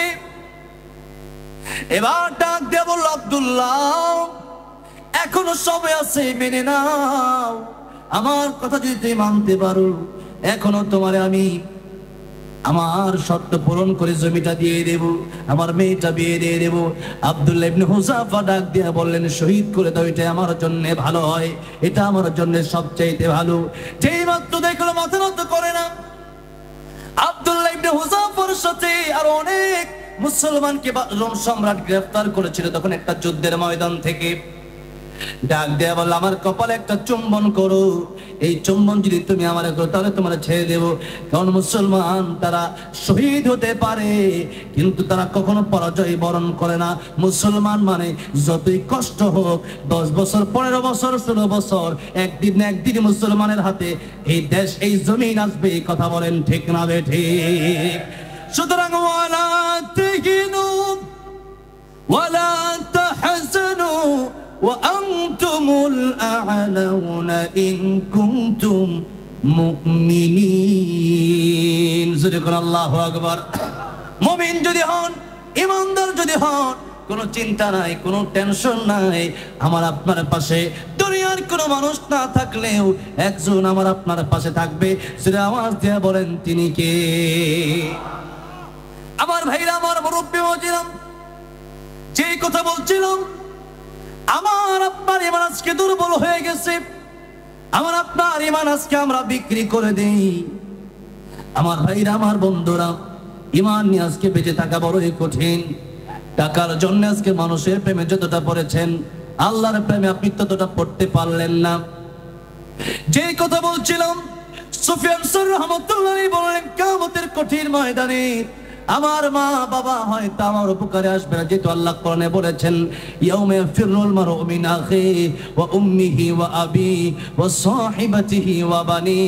কিন্তু যে ব্যক্তি গীবত করবেন, গীবতের শাস্তি শুনার পরে বাড়িতে যায় না, আমার কোনো আফসোস নাই। যে ব্যক্তি গীবত করবেন তার আল্লাহ কিয়ামতের ময়দানে ডাকবেন, যার বিরুদ্ধে গীবত করেছেন তারও ডাকা হবে। এরপরে বলা হবে, ঠিক আছে, দুইজন যেহেতু আমার সামনে চলে আসলাম, আজকে তুমি তার বিরুদ্ধে গীবত করেছিলে, বলে হ্যাঁ। আইয়ুহিব্বু আহাদুকুম আইয়াকুলা লাহমা আখিহি মাইতান ফাকারিহতুমু। আল্লাহ আগে নিষেধ করে দিয়েছিলেন, তোমরা কি তোমাদের মৃত ভাইয়ের কাঁচা গোশত খেতে পছন্দ করো নাকি? কি পছন্দ করেন? কেউ পছন্দ করেন না। আল্লাহ আগে নিষেধ করলেন, ওয়ালা ইয়াগতাব বা'দুকুম বা'দান, একে অপরের গীবত করবা না। আজকে একজন আরেকজনের বিরুদ্ধে যখন গীবত করেন, এই গীবতের কারণে লসটা কোথায় হচ্ছে? সুফিয়ান সাউরি রাহমাতুল্লাহ আলাইহি বললেন, তারে কেন এত স্বর্ণ মুদ্রা, এত টাকা পয়সা আমি দিলাম? এর কারণ হলো এই লোকটা আমার বড়ই উপকার করছে। কিয়ামতের ময়দানে আমার গুনাহগুলো আল্লাহ তারে দিয়ে দিবেন, আর তার নেকগুলো আমারে দিয়ে দিবেন। সুতরাং কিয়ামতের ময়দানে মাউত একটা নেকি দিবে না, কিন্তু তার অনিচ্ছা সত্ত্বেও তার এই যে নেকগুলো আমার দিয়ে দেওয়া লাগবে। আল্লাহ রাসূল বললেন, এই দুইটা ক্ষতি, এক নম্বরে তোমার নেক আমল সে নিয়ে যাবে, তার দুই নম্বরে তার গুনাহগুলো তোমার দিয়ে দেওয়া হবে। সুতরাং কিয়ামতের ময়দানে গীবতের কারণে যদি জাহান্নামে যেতে হয়, আজকে আমরা গীবতকে কিছু মনে করি না, পরনিন্দাকে কিছুই মনে করি না, আরেকজনের হককে আমরা কিছুই মনে করি না। আরেকজনের বিরুদ্ধে গীবত বলার কারণে তার হক আপনি নষ্ট করছেন। ওই ব্যক্তি আপনারা যতক্ষণ পর্যন্ত মাফ না করবে, আমার আল্লাহ ততক্ষণ পর্যন্ত আপনারে মাফ করবে না। কথা বলেন ঠিক না রে ঠিক? এই জন্য দোকানপাটে যখন বসবেন, বাজার ঘাটে যখন বসবেন, হোটেলে যখন বসবেন, আলোচনা হওয়ার সময় বলবেন, ভাই কেমন আছেন? আপনার সন্তানকে কি আপনি মাদ্রাসায় ভর্তি করাইছেন নাকি? নামাজটা ফজরের পড়ছেন কিনা? জোহরের নামাজটা পড়ছেন কিনা? আপনি কোরআন শরীফটা সহি শুদ্ধভাবে পারেন কি পারেন না? এই সমস্ত আলোচনা করার দরকার। জোরে বলেন আছে না নাই? আমার ভাইরা, আমার মুরব্বি বাজিরা, এই দুনিয়া থেকে আজকে যদি আমি আর আপনি চলে যাই, কালকে আমার জন্য আখিরাত। নবী বলেন, মান মাতা ফাকাদ কামাত কিয়ামাতুহু। যে ব্যক্তি যখন মরে যায়, তার কিয়ামত তখন থেকে শুরু হয়ে যায়। 12টা 12 বেজে গেছে, আর মাত্র 18টা মিনিট সময় আমি আপনাদের কাছ থেকে চেয়ে নেব। কষ্ট হচ্ছে? লিল্লাহি তাকবীর, লিল্লাহি তাকবীর। শেষ করি, শেষ করি, 5 মিনিট শেষ করে দিচ্ছি। আপনাদের অনেক আপনাদের দেখা আছে। আমার ভাইরা, আমার মুরব্বি বাজিরা, যেই কথা বলছিলাম, মান মাতা ফাকাদ কামাত কিয়ামাতুহু। যেদিন আপনি মরে যাবেন, ওই দিন নবী বলেন আপনার কিয়ামত শুরু হয়ে যাবে। আল্লাহ বলেন, ইন্নাস সাআতা আতিয়াতুন আকাদু উখফিহা লিতুজজা কুল্লু নাফসিন বিমা তাসআ। এই কিয়ামতের কথা আল্লাহ সাহাবাদের কিয়ামত বুঝিয়েছেন। নবীজির ব্যাখ্যায় বলেন, কিয়ামত দুই প্রকার। একটা হলো কিয়ামতে কুবরা, একটা হলো কিয়ামতে সুগরা। কিয়ামতে কুবরা হলো যে ঈসা আলাইহিস সালাম সিংহায় ফুৎকার দিবেন, तमाम পৃথিবীর মানুষ ফিলিস্তিনের ময়দানে একত্র হবে। কোন ময়দানে? ফিলিস্তিনের ময়দানে একত্র হবেন। ওই ময়দানটা হাসরের মাঠ হয়ে যাবে। সব সাগর আল্লাহ ভরাট করে দেবেন, সব পাহাড় আল্লাহ নিচা করে দেবেন, জমিন বানায় দেবেন, আর মাটি থাকবে না। আল্লাহ তামাম জমিন বানায় দেবেন। আর সুরমার যে দাড়ি আছে, ওই দাড়িটার মতো একটা দামি, তার যে উপরে থাকবে সূর্য, মাথার উপরে সূর্য, আর নিচে হলো গরম তামার জমিন।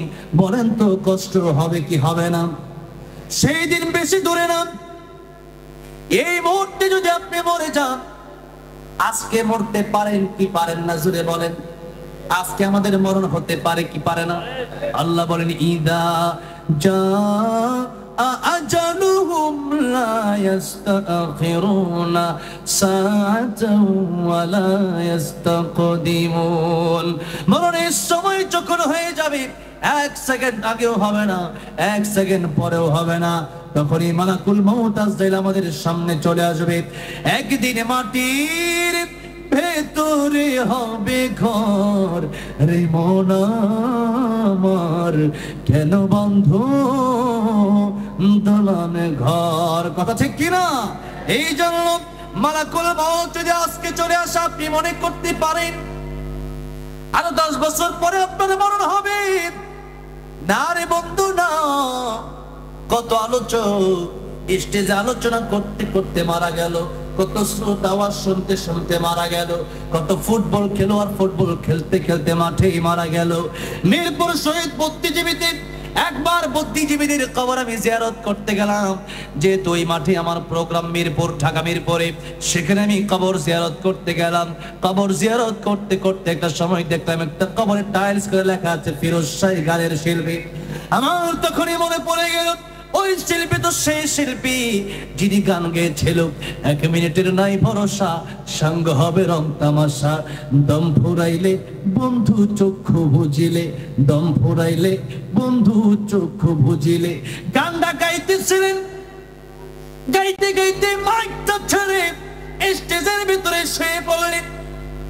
মানুষ ভাবলো কি হলো, কি হলো, বুকে হাত দিয়ে দেখে কলবাল লড়ে না, রুহ চলে গেছে রুহুর জায়গায়, ইঞ্জিন চলে গেছে ডাব্বা পড়ে আছে।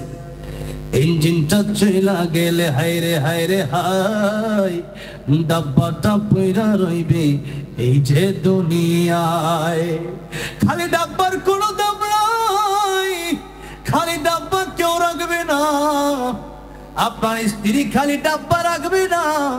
রুহ না থাকলে আজকে যদি একটা হাত কেটে যায়, একটা পা কেটে যায়, আজকে আপনি অসুস্থ হয়ে গেলে অনেক স্ত্রী হয়তো আপনার কাছ থেকে চলে যেতে পারে। এই জন্য বডির কোনো দাম নাই, দাম হলো অন্তরের, দাম হলো রূহ। ইল্লা মান আতাল্লাহ বিকলবিন সালিম। অন্তরটা যদি ভালো হয়ে যায়, ওই অন্তরটা নিয়ে যদি আল্লাহর দরবারে উঠতে পারে, এই কালো চেহারার দাম আর সাদা চেহারার দাম আমার আল্লাহর কাছে নাই। কালো বেলাল, কালো হাবশি গোলাম, এরপর নবী জান্নাতে গেছে।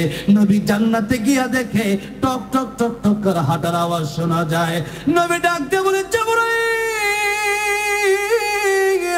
আমি আসলাম জান্নাতে, কিন্তু কার হাঁটার আওয়াজ শোনা যায়?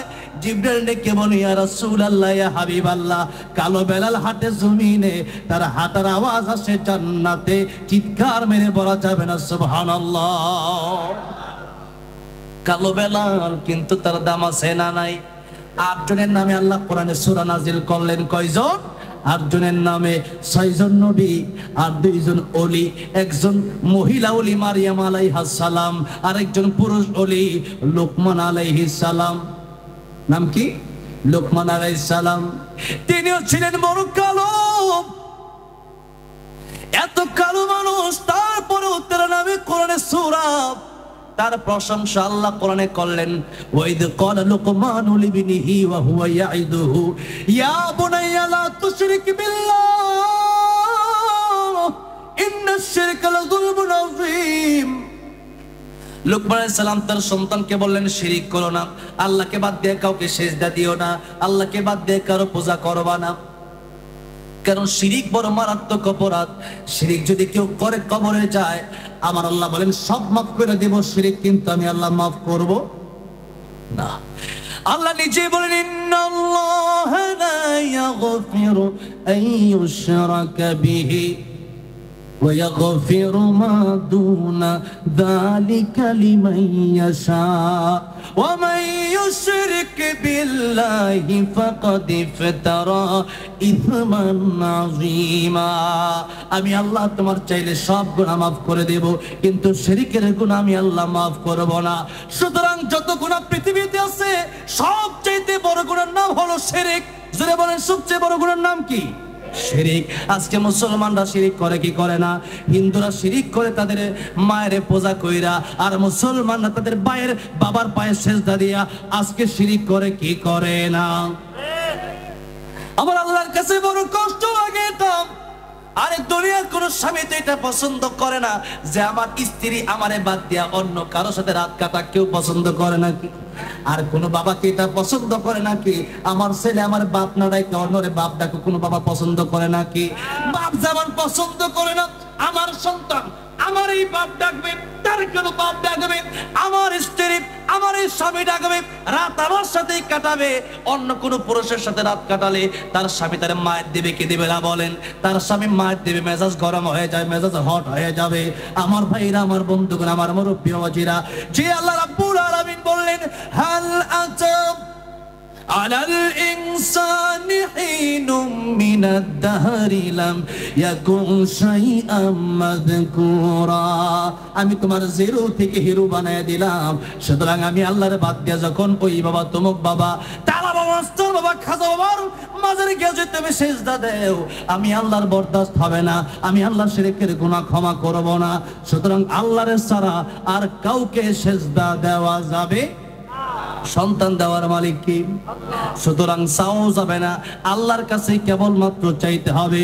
চাওয়ার মতো যদি চান আমার আল্লাহ দিতে পারে কি পারে না? ইব্রাহিম আলাইহিস সালামকে যখন আগুনের ভিতরে ফেলা হবে, জিবরাইল এসে বললেন, পয়গম্বর ইব্রাহিম আপনি আমারে বলে আগুন থেকে বাঁচায় দেই। কিন্তু পয়গম্বর ইব্রাহিম ডাক দিয়া বলেন, জিবরাইল তুমি বাঁচাবা কেন? আমার আল্লাহ কি অন্ধ? আমার আল্লাহ কি আমার দেখে না?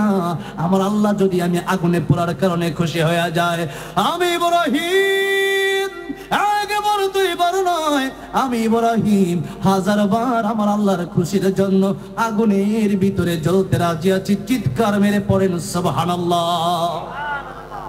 আল্লাহ বলেন আগুনের, ইয়া নারু কুনি বারদাও ওয়া সালামান আলা ইব্রাহিম। আল্লাহু আকবার। ও আগুন আমার ইব্রাহিমের জন্য শান্তিদায়ক হয়ে যাও, বেশি গরমও না বেশি ঠান্ডাও না, এমন শান্তির আগুন হলো। পয়গম্বর ইব্রাহিম আলাইহিস সালাম 40টা দিন আগুনের ভিতরে ছিলেন। দুনিয়া থেকে বিদায় নেওয়ার পূর্বে দুনিয়ার মানুষকে ইব্রাহিম আলাইহিস সালাম বলে গেলেন, ও দুনিয়ার মানুষেরা, দিন আমি ছিলাম 40 দিনের ভিতরে আমি এত শান্তি পাইলাম, দুনিয়ার যত জায়গায় গেলাম আগুনের মতো শান্তি আমার জন্য আর কিছু ছিল না। চিৎকার মেরে বলা যাবে না সুবহানাল্লাহ। এই জন্য কবি বললেন, যে নামে ইব্রাহিমের আগুন হলো পানি, ডাকার মতো ডাকলে আজও সাড়া দেবেন তিনি রে মন, সাড়া দেবেন তিনি। কথা ঠিক না? এই জন্য চাওয়ার মতো চাইতে হবে। চাইবে একজনের কাছে, তিনি কে? আর জোরে বলেন, তিনি কে? চাইতে হবে কার কাছে? আল্লাহর কাছে চাইতে হবে। কোন মাজারে, কোন বাবার কাছে, কোন খাজার কাছে যাওয়া যাবে না। এই জন্য আমার ভাইরা, আমার বন্ধুরা, আমার মুরব্বি, যে কথা বলতেছিলাম, কালো আলোর তোলার মাধ্যমে, বড় লোক আর গরিবের মাধ্যমে, বংশ বেশি ভালো আর ছোটর মাধ্যমে আল্লাহর কাছে দামি হওয়া যায় না। বরং আল্লাহ বলেন, ইন্না আকরামাকুম ইনদাল্লাহি আতকাকুম।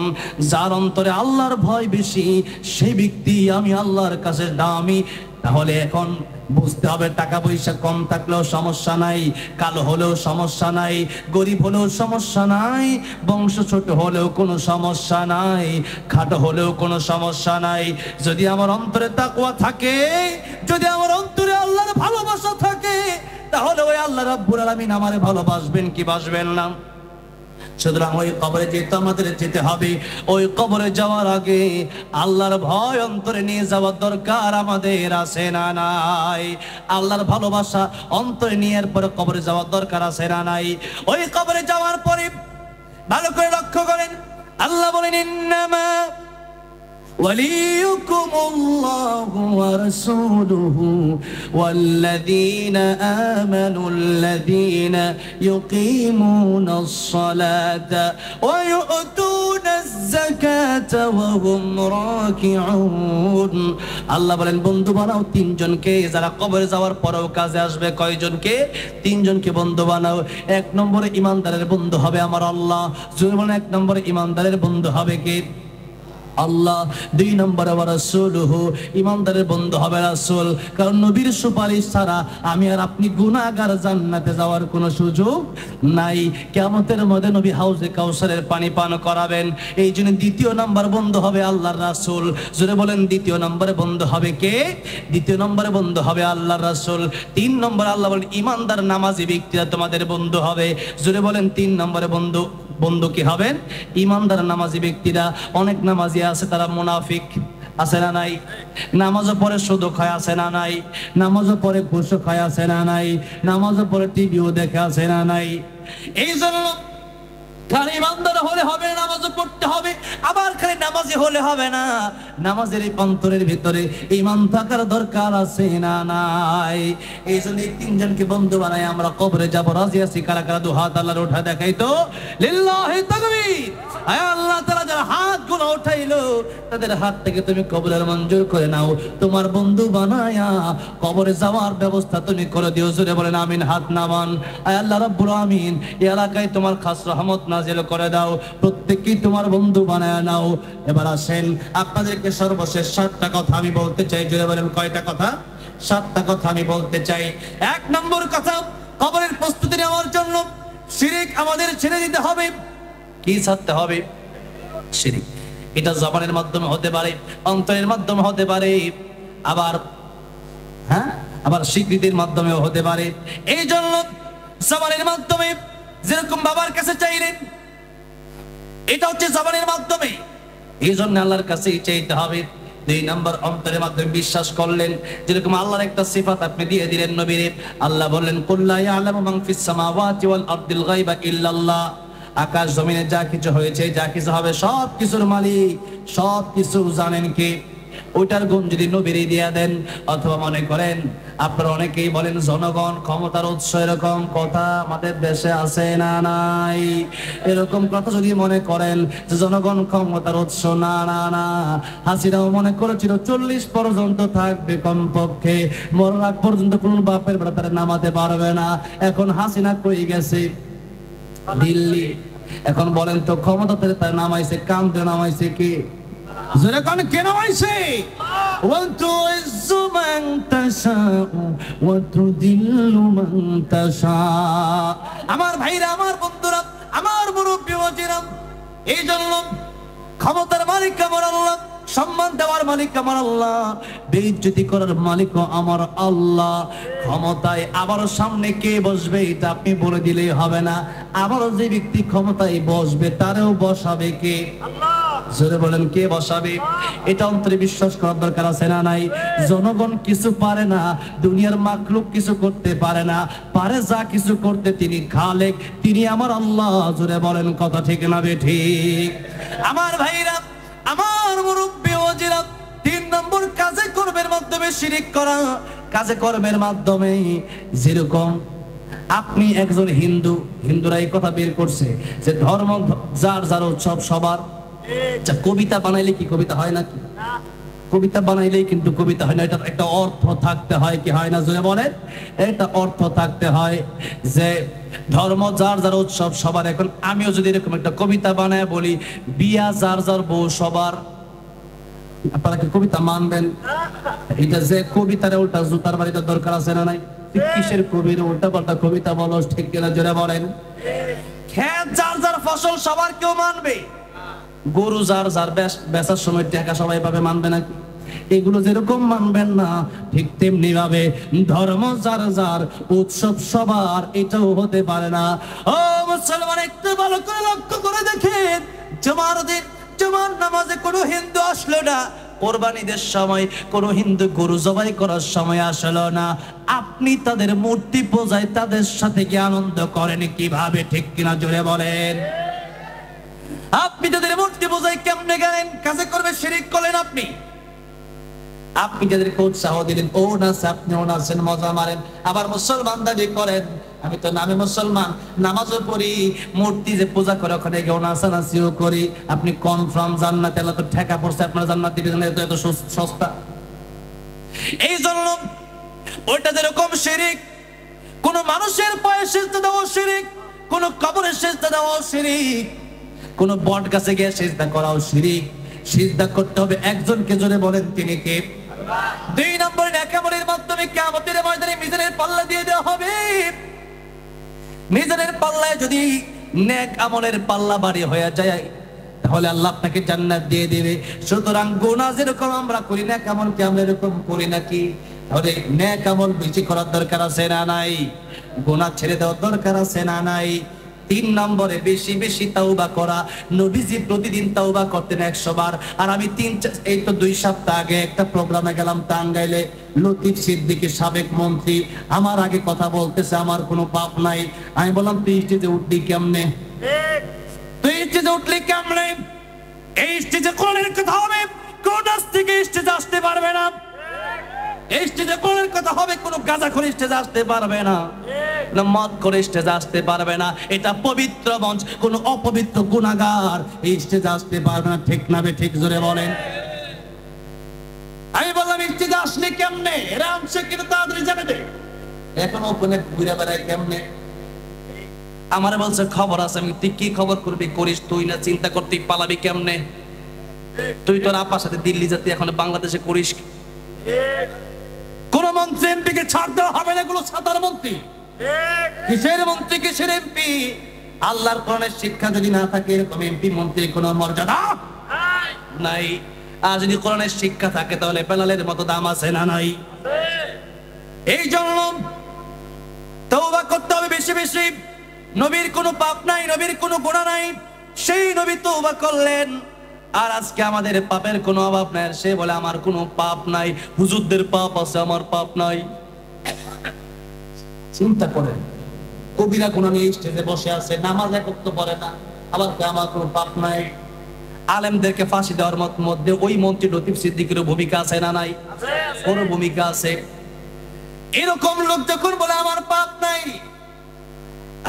একটা মাসুম পাওয়া গেছে বাংলাদেশে, ওই মন্ত্রীর পাইছে, এটা মাসুম, আর মাসুম পাই নাই। আমার ভাইরা, আমার মুরব্বি বাজে, তাহলে গুনাহ আমাদের হয়ে যায়, ইচ্ছায় অনিচ্ছায় গুনাহ যেতে হয়ে যায়। আল্লাহ বলেন বান্দারে তুমি গুনাহ করতে যেরকম ভালোবাসো আমি ক্ষমা করতেও ভালোবাসি। জোরে বলা যাবে না সুবহানাল্লাহ? আল্লাহ তুমি দয়ার সাগর, রহমানুর রহিম, তোমার দয়াই পূর্ণ আমার সারা দিন। এই জন্য প্রতিনিয়ত ডেইলি তওবা করার দরকার আছে না নাই? 4 নম্বরে বেশি বেশি মৃত্যুর কথা আমাদেরকে স্মরণ করতে হবে। যত মৃত্যুর কথা স্মরণ করবেন ততই গুনাহ কম হবে। আর মৃত্যুর কথা যদি স্মরণ না করেন শুধু ফাইজলামি করতে মনে চাইবে। 5 নম্বরে কারো যদি ঋণ থাকে ঋণ ক্লিয়ার করে দিতে হবে।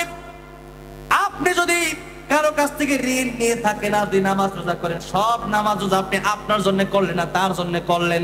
কারণ কিয়ামতের ময়দানে প্রতি 3 পয়সার বিনিময়ে তার 700 রাকাত নামাজ দিয়ে দেওয়া লাগবে। এখন আপনাদেরকে জিজ্ঞাসা করতে চাই, এখন একজন যদি 10,000 টাকা কারো কাছ থেকে ঋণ নিয়ে থাকেন, ওই ঋণ কি আপনি তারা ফিরিয়ে দিতে পারবেন নাকি কিয়ামতের ময়দানে? কাফনের কাপড়ের পকেট বলেন আছে? হালাল হারাম না মানিয়া কত টাকা করছো কামাই, এত টাকা রাখবা কোথায়? কাফনের তো পকেটে নাই। ঠিক কিনা বলেন? টাকা পয়সা লইয়া কি কেউ কবরে গেছে?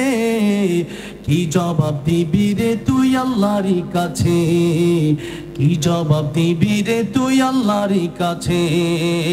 ওরে মানুষ হইছ বেহুশ দুনিয়ার পিছে, ওরে মানুষ হইছ বেহুশ দুনিয়ার পিছে। কি জবাব দিবি রে তুই আল্লাহর কাছে? কি জবাব দিবি রে তুই আল্লাহর কাছে? কথা ঠিক না বেঠি? এই হলো 5 নম্বর কথা। ঋণ থাকলে ঋণ ক্লিয়ার করে দিবেন। আর যাদের কাছ থেকে ঋণ নিয়েছে ওরা যদি পারেন মাফ করে দিবেন, আল্লাহ ডবল দিয়ে দিবে। বলেন সুবহানাল্লাহ। এবার আসেন ঋণ নিয়ে লম্বা চূড়া আলোচনা আমার আছে, ইউটিউবে সার্চ করে দেখে নেবেন। আল্লাহ ঋণের ব্যাপারে সূরা বাকারা 282 নম্বর আয়াত পড়ে নেবেন। ইয়া আইয়ুহাল্লাযীনা আমানু ইযা তাদায়ানতুম বিদাইনিন ইলা আজালিন মুসাম্মান ফাকতুবু শুরু করেছে। সূরা বাকারা কোরআন শরীফের সবচেয়ে বড় সূরা না ছোট সূরা? সবচেয়ে বড় সূরার সবচেয়ে বড় আয়াত যেই নাযিল হয়েছে এটা হচ্ছে ঋণের ব্যাপারে। এটা কিসের ব্যাপারে? ঋণের ব্যাপারে। এত বড় ভাবে আল্লাহ কোরআন আয়াত নাযিল করলেন। আজকে আমরা ঋণ নেওয়ার সময় দেখা যায় ফকিরের মতো যায়, আর চাওয়ার সময় দেখা যায় ব্লক লিস্ট মারে, কল ধরে না। ঠিক কিনা? এরপরে বড় গলায় কথা গাই, মিয়া মরে গেছি নাকি মিয়া, কত ধরনের কথা চিন্তা করে দেখেন। এই জন্য ঋণ নিয়ে যদি তাকে ফেরত না দেন, আপনি বাবা হইয়া সব সম্পত্তি দিয়ে দিলেন আপনার সন্তানরে, এরপরে মেয়েরে বললেন যে তোমার জন্য দোয়া করে দিলাম। কিসের দোয়া? এই অধিকার আপনারা কে দিচ্ছে? ছেলের যেরকম হক আছে মেয়ের হক আছে না নাই? দোয়া তো আপনি এমনি করবেন বাবা, যেহেতু দোয়া তো এমনি করবেন, কিন্তু মেয়ের হক মেরে দেওয়ার দরকার আছে না নাই? আর কোনো মেয়ে যদি বলে ঠিক আছে আমার সম্পত্তি আমি ইচ্ছাই দিয়ে দিলাম, কোনো সমস্যা নাই, আমার জামাইয়ের বাইরে অভাব নাই, আমার বাইরে আমি দিয়ে দিলাম, তাতে কোনো সমস্যা নাই, কিন্তু জোর করে মনির হক যারা মেরে খেয়েছেন ভালো করে শুনেন, আজকে আমার কথা খারাপ লাগতে পারে, কিন্তু আমার দায়িত্ব বলা, কিয়ামতের ময়দানে আফসোস করবেন, বলবেন হুজুর তো ঠিকই বলেছিল, সেই দিন শুনে নাই। এই জন্য ঋণ থাকলে ঋণগুলা ক্লিয়ার করে দিবেন। আর তার বান্দা যদি না মাফ না করে, নবীজি জানাজা পর্যন্ত পড়াতেন না, নবীজি তার ঋণ ছিল তো জানাজা পড়াতেন না। আর আপনি ঋণ নিয়ে ঘুরতেছেন, নিজেকে জান্নাতি মনে করতেছেন, তো সোজা না। এই জন্য 5 নম্বর ঋণ থাকলে ঋণ ক্লিয়ার করে দিবেন। 6 নম্বরে ঈমান যে আপনি আনলেন, আল্লাহর কাছে সব সময় দোয়া করা, আয় আল্লাহ তাআলা ঈমানের উপর আমার অটল অবিচল রাখেন। সারা জীবন ঈমান ছিল, মরার আগে ঈমান হারা হইয়া মরছেন, লাভ আছে? আবার এমনও সাহাবী ছিল সারা জীবন কাফের ছিল, জিহাদের ময়দানে গেছে, যাওয়ার আগে বলছে ইয়া রাসূলুল্লাহ আমারে পড়ায় দেন লা ইলাহা ইল্লাল্লাহু মুহাম্মাদুর রাসূলুল্লাহ, কালিমা পড়ে মুসলমান হয়ে গিয়ে জিহাদের ময়দানে চলে গেল, শহীদ হয়ে গেল। মাত্র কয়েক ঘন্টার ব্যবধানে লোকটা জান্নাতে চলে গেল। সুতরাং মৃত্যুর সময় যদি ঈমান না থাকে তাহলে জান্নাতে যাওয়ার কোনো সুযোগ নাই। আল্লাহর কাছে বেশি বেশি দোয়া করে, আল্লাহ আমাদেরকে ঈমান সহকারে মৃত্যু দিয়ে, দোয়া আমাদের করার দরকার আছে না নাই? 7 নম্বরে এমন কিছু কাজ করা দরকার যে কাজ করলে মৃত্যুর পরে আমল থাকে। যেমন আমার আগেও হুজুর বলে গেছেন সদকায়ে জারিয়া, 2 নম্বরে ভালো কথা বলা, 3 নম্বরে নেক সন্তান রেখে যাওয়া। এই কাজগুলো করার দরকার আছে না নাই? এবার 1 থেকে নিয়ে 7 পর্যন্ত আমি আপনাদের কাছে শুনতে চাই, শোনাও শেষ হয়ে যাবে, আলোচনাও শেষ হয়ে যাবে। মৃত্যুর প্রস্তুতি নেওয়ার জন্য 1 নম্বরে বলেছিলাম কি? শিরিক মুক্ত ঈমান। আমি জানি অনেকেই ভুলে যাবেন, তাই আমি আবার বলে দিচ্ছি। 1 নম্বরে শিরিক করা যাবে না। 2 নম্বরে নেক আমল। 2 নম্বরে নেক আমল। নেক আমল কারে বলেন? খালি নামাজ পড়লেন, নেক আমল মানে হচ্ছে গুনাহগুলো ছেড়ে দেওয়া, আল্লাহর আদেশগুলো মেনে নেওয়া, নিষেধগুলো ছেড়ে দেওয়া, এটা হচ্ছে নেক আমল। 3 নম্বরে তাওবা করা। 3 নম্বরে কি করা? 3 নম্বরে তাওবা করা। 4 নম্বরে বেশি বেশি মৃত্যুর কথা স্মরণ করা। 5 নম্বরে ঋণগুলো ক্লিয়ার করা। সম্পদ যদি কেউ পায় তাহলে সম্পদটা সিস্টেম করে বন্টন করে দেওয়া। 6 নম্বরে ঈমানের উপর অটল অবিচল থাকার দোয়া করা। 7 নম্বরে এমন কিছু কাজ করে যাওয়া যা আমি মরে যাওয়ার পরে আমার কবরে শুধু সব যেতেই থাকবে। ওই কাজের নাম হলো সদকায়ে জারিয়া। ওই কাজের নাম কি? ওই কাজের নাম হলো সদকায়ে জারিয়া। আজকে যারা করলেন এটাও সদকায়ে জারিয়া। এই সদকায়ে জারিয়া যারা করলেন তারা ঠকেন নাই, আল্লাহর ব্যাংকে আপনারা জমা দিয়েছেন। কার ব্যাংকে? আল্লাহর ব্যাংকে আপনারা জমা দিয়েছেন। 2 নম্বরে টাকা পয়সা নাই, মানুষকে নামাজের দাওয়াত দেন, মানুষ একটা সূরা শিখান। এক একটা ভালো কথার কারণে সে যত আমল করবে আপনি কবরে গিয়ে সবগুলা পেয়ে যাবেন। 3 নম্বরে নেক সন্তান যদি রেখে যান, এই নেক সন্তান আপনার জন্য দোয়া করতে দেরি হবে, আমার আল্লাহ দোয়া কবুল করতে দেরি হবে না। বলেন সুবহানাল্লাহ। এই জন্য এই কাজগুলো আমাদের করার দরকার আছে না নাই? মৃত্যুর প্রস্তুতি আমাদের নেওয়ার দরকার আছে না নাই? আল্লাহ গো, মৃত্যুর প্রস্তুতি নিয়ে খাঁটি ইমানদার বানায়, শিরক মুক্ত ঈমান আমল নিয়ে তোমার বন্ধু হয়ে কবরে যাওয়ার তৌফিক দান করে দিও। সকলে বলেন আমিন। আরেকটু জোরে বলেন আমিন। আল্লাহ গো, এই গুরুস্থান যারা করলেন, এই কবরস্থান যারা করলেন, জানামালে আপনি বরকত দিন, যাদেরকে কবুল মঞ্জুর করে নিন। এই কবরস্থানে যারা শুয়ে আছে এই এলাকায়, আল্লাহ প্রত্যেকের কবরটা আপনি জান্নাতের বাগান বানায় দেন। সকলে বলেন আমিন। 1:45 বেজে গেছে, আমি আর লম্বা টাইম দেব না।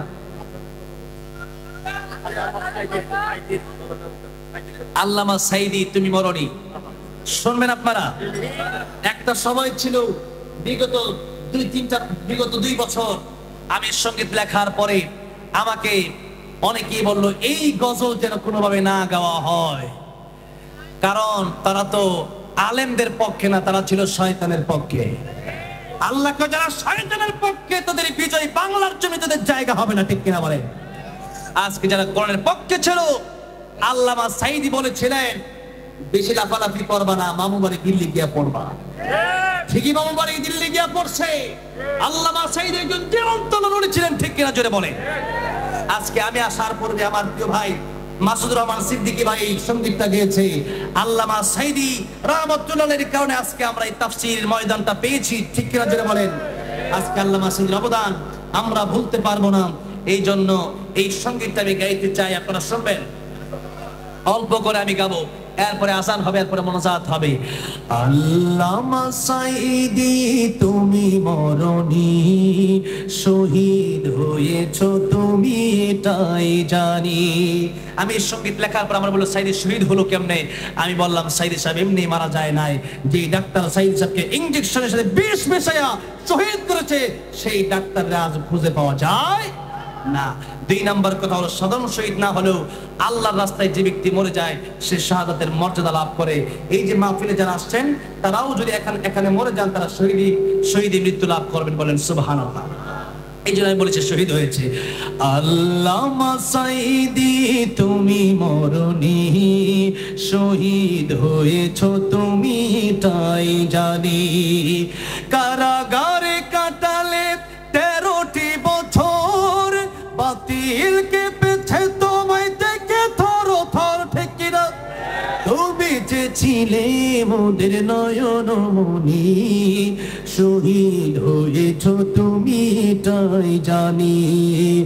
আল্লামা সাইদি তুমি মরণি, শহীদ হয়েছ তুমি তাই জানি, শহীদ হয়েছ তুমি তাই জানি। আল্লাহ আল্লামার কবরকে জান্নাতের উচ্চ মাকাম বানায় দেন, সকলে বলেন আমিন। আল্লাহ আমাদেরকে শহীদ মৃত্যু দান করেন, বলেন আমিন। এরপরে আমার ভাই আমাকে এতগুলো লেখা দিয়েছে যেটা আমি গাইতে গেলে 3টা-4টা বেজে যাবে না। আমার ভাই বলছে আজকে আজান দেন, তবে এত রাতে আজান দেওয়ার পক্ষে আমি ছিলাম না এক সময়, কিন্তু মক্কা মদিনা যাওয়ার পরে দেখলাম আজান হয় 6 বার। আজান হয় কয়বার? হ্যাঁ, কোনটা কোনটা? আমার ভাইরা, আমার যুবক ভাইরা তো কষ্ট করলো, তাদের সবগুলো আপনারা আমি রাখতে পারবো না আমি জানি, কারণ আমার তো দেখো, কিন্তু আমার ভাই যেহেতু অনেক, ভাই আমাকে অনেক কষ্ট করেছিল, ওই দিনে গিয়েছিলেন না? হ্যাঁ, আমার ভাই আলহামদুলিল্লাহ অনেক কষ্ট করেছে, আমার যুবক ভাইরা বেশি কষ্ট করছে এই মাহফিলের জন্য, আর মুরব্বী বাজিরও কষ্ট করেছে, তারা টাকা পয়সা দিয়েছেন এই মাহফিলে। সবারই অনুরোধ রাখা দরকার, তবে একদিনে তো সম্ভব না, আবারও আসবো ইনশাল্লাহ, আবারও রাখবো ইনশাল্লাহ, বলেন আমিন, বলি ইনশাআল্লাহ। এবার মদিনার মাটির এই গজলটা গাওয়ার পরে আল্লাহ আমার মক্কা মদিনার দেখা তৌফিক দিয়েছে, এটা আমার সবচেয়ে প্রিয় গজল, শুনবেন যতটুকু পারি, দেখি কতটুকু পারা যায়, ঠিক আছে? হ্যাঁ, পুরোটা। ও মদিনার মাটি রে, সকল সুখ বুঝি তো ওর কপালে। ও মদিনা রে, তোর বুকে আমার নবী, যার লাগে পাগল সবই, যার তরে হইল সৃষ্টি ত্রিভুবন। কাঁদি আমি সারাক্ষণে, কখন যাব সেখানে, সহে না আর পরাণে। ও মদিনার মাটি রে, সকল সুখ বুঝি তোর কপালে। ও মদিনা রে,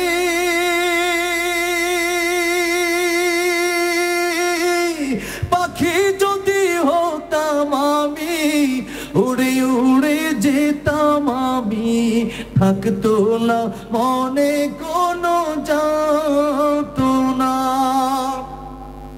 দেহে নাই পাখায় আমার, সাথে নাই টাকায় আমার, কেমনে যাব সেখানে। ও মদিনার মাটি রে, সকল সুখ বুঝি তোর কপালে। আল্লাহ জীবনে একবার হলেও আমার প্রাণের নবীর রোজা জিয়ারত করার তৌফিক সবাইরে দিয়ে দিও, জোরে জোরে বলেন আমিন। আর দেরি করতে চাই না, এখনই মোনাজাত হবে। আমার অনেক মুরব্বি ভাই আজকে তাহাজ্জুদের আযান দিতে হবে, ঠিক আছে? তাহাজ্জুদ পড়বেন তো ইনশাআল্লাহ। তাহাজ্জুদ যারা আল্লাহর ওলি যারা হয়েছেন তারা তাহাজ্জুদ পড়ে হয়েছেন। এই তাহাজ্জুদ যারা পড়বেন আমি বলে দিতে পারি ইনশাআল্লাহ আপনার জীবনে কোনো টেনশন পেরেশানি থাকবে না। আপনি তাহাজ্জুদ পড়ে আল্লাহর কাছে চান, দেখবেন সব অভাব দূর করে দিবেন কে? আল্লাহ। কে দূর করে দিবেন? আল্লাহ। তাহাজ্জুদের পরে একটু কাঁদবেন, দেখবেন সারাটা দিন আপনার ভালো যাবে, অন্তরটা ভালো থাকবে, দিলটা নরম থাকবে। তো তাহাজ্জুদ পড়ার চেষ্টা করবো তো ইনশাআল্লাহ। মাসে একদিন পড়েন, একদিন পরে দেখেন, আজকে গিয়ে বাড়িতে গিয়ে তাহাজ্জুদ পড়ে ঘুমায় দেখেন কত আরাম লাগে, ঠিক কিনা বলেন? এই শান্তি যারা তাহাজ্জুদ পড়ে না তারা পাবেন, যারা পড়ে এরা বুঝের শান্তি কত বেশি, ঠিক কিনা বলেন?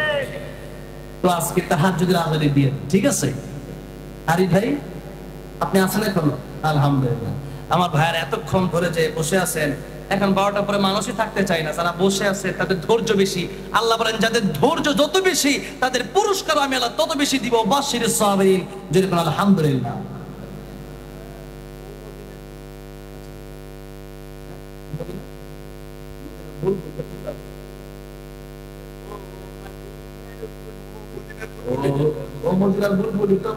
কত 12 বছর আগের গজল আমার মনে নাই ভাই, আমি একদিন মনে করে এসে মুখস্থ করে এসে গাবো না ইনশাআল্লাহ। এবার আজানটা দিয়ে দিই, ঠিক আছে? তবে একটা শর্ত আছে, যেহেতু শেষ মুহূর্তে এমন জোরে একবার আল্লাহু আকবার বলেন পুরো শয়তান যেন থেকে জোরে করে আল্লাহু আকবার।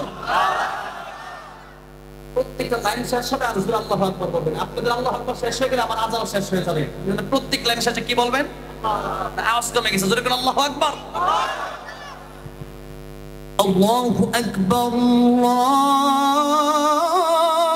আল্লাহু আকবার, আল্লাহু আকবার,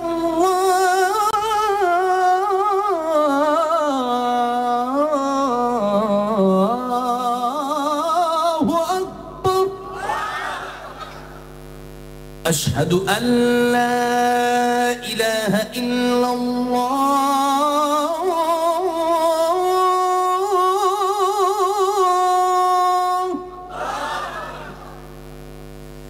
أشهد أن لا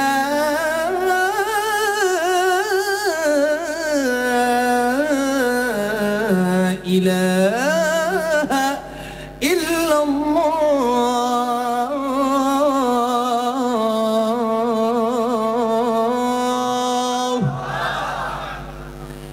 أشهد أن محمدا رسول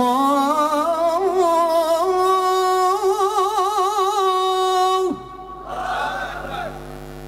أشهد أن محمدا رسول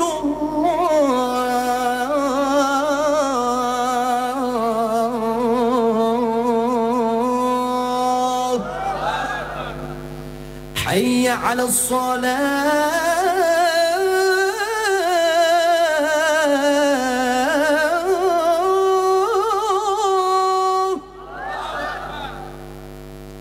حي على الصلاة،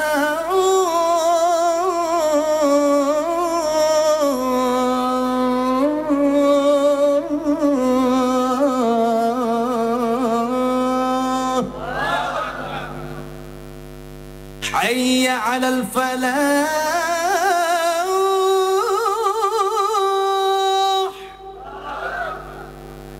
حي على الفلاح،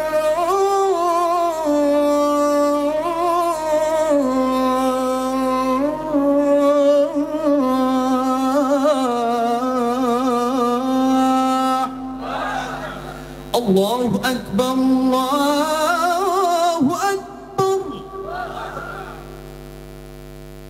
لا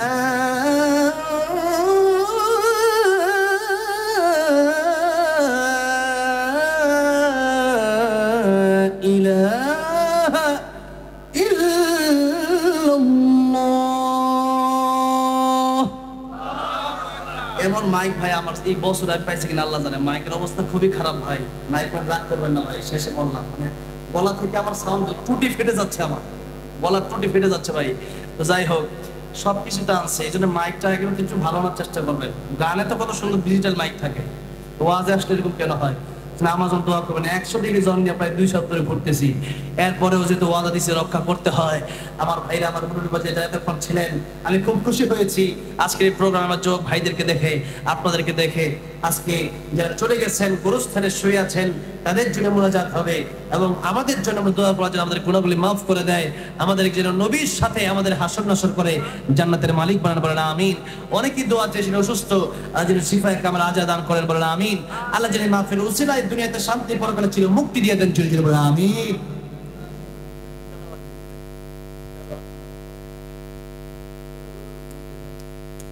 হাফিজুদ্দিন ভাই চাচা এই কবরস্থানের জমি দান করছেন, খুবই অসুস্থ মানুষ, ডাক্তারের ডাক্তার কে?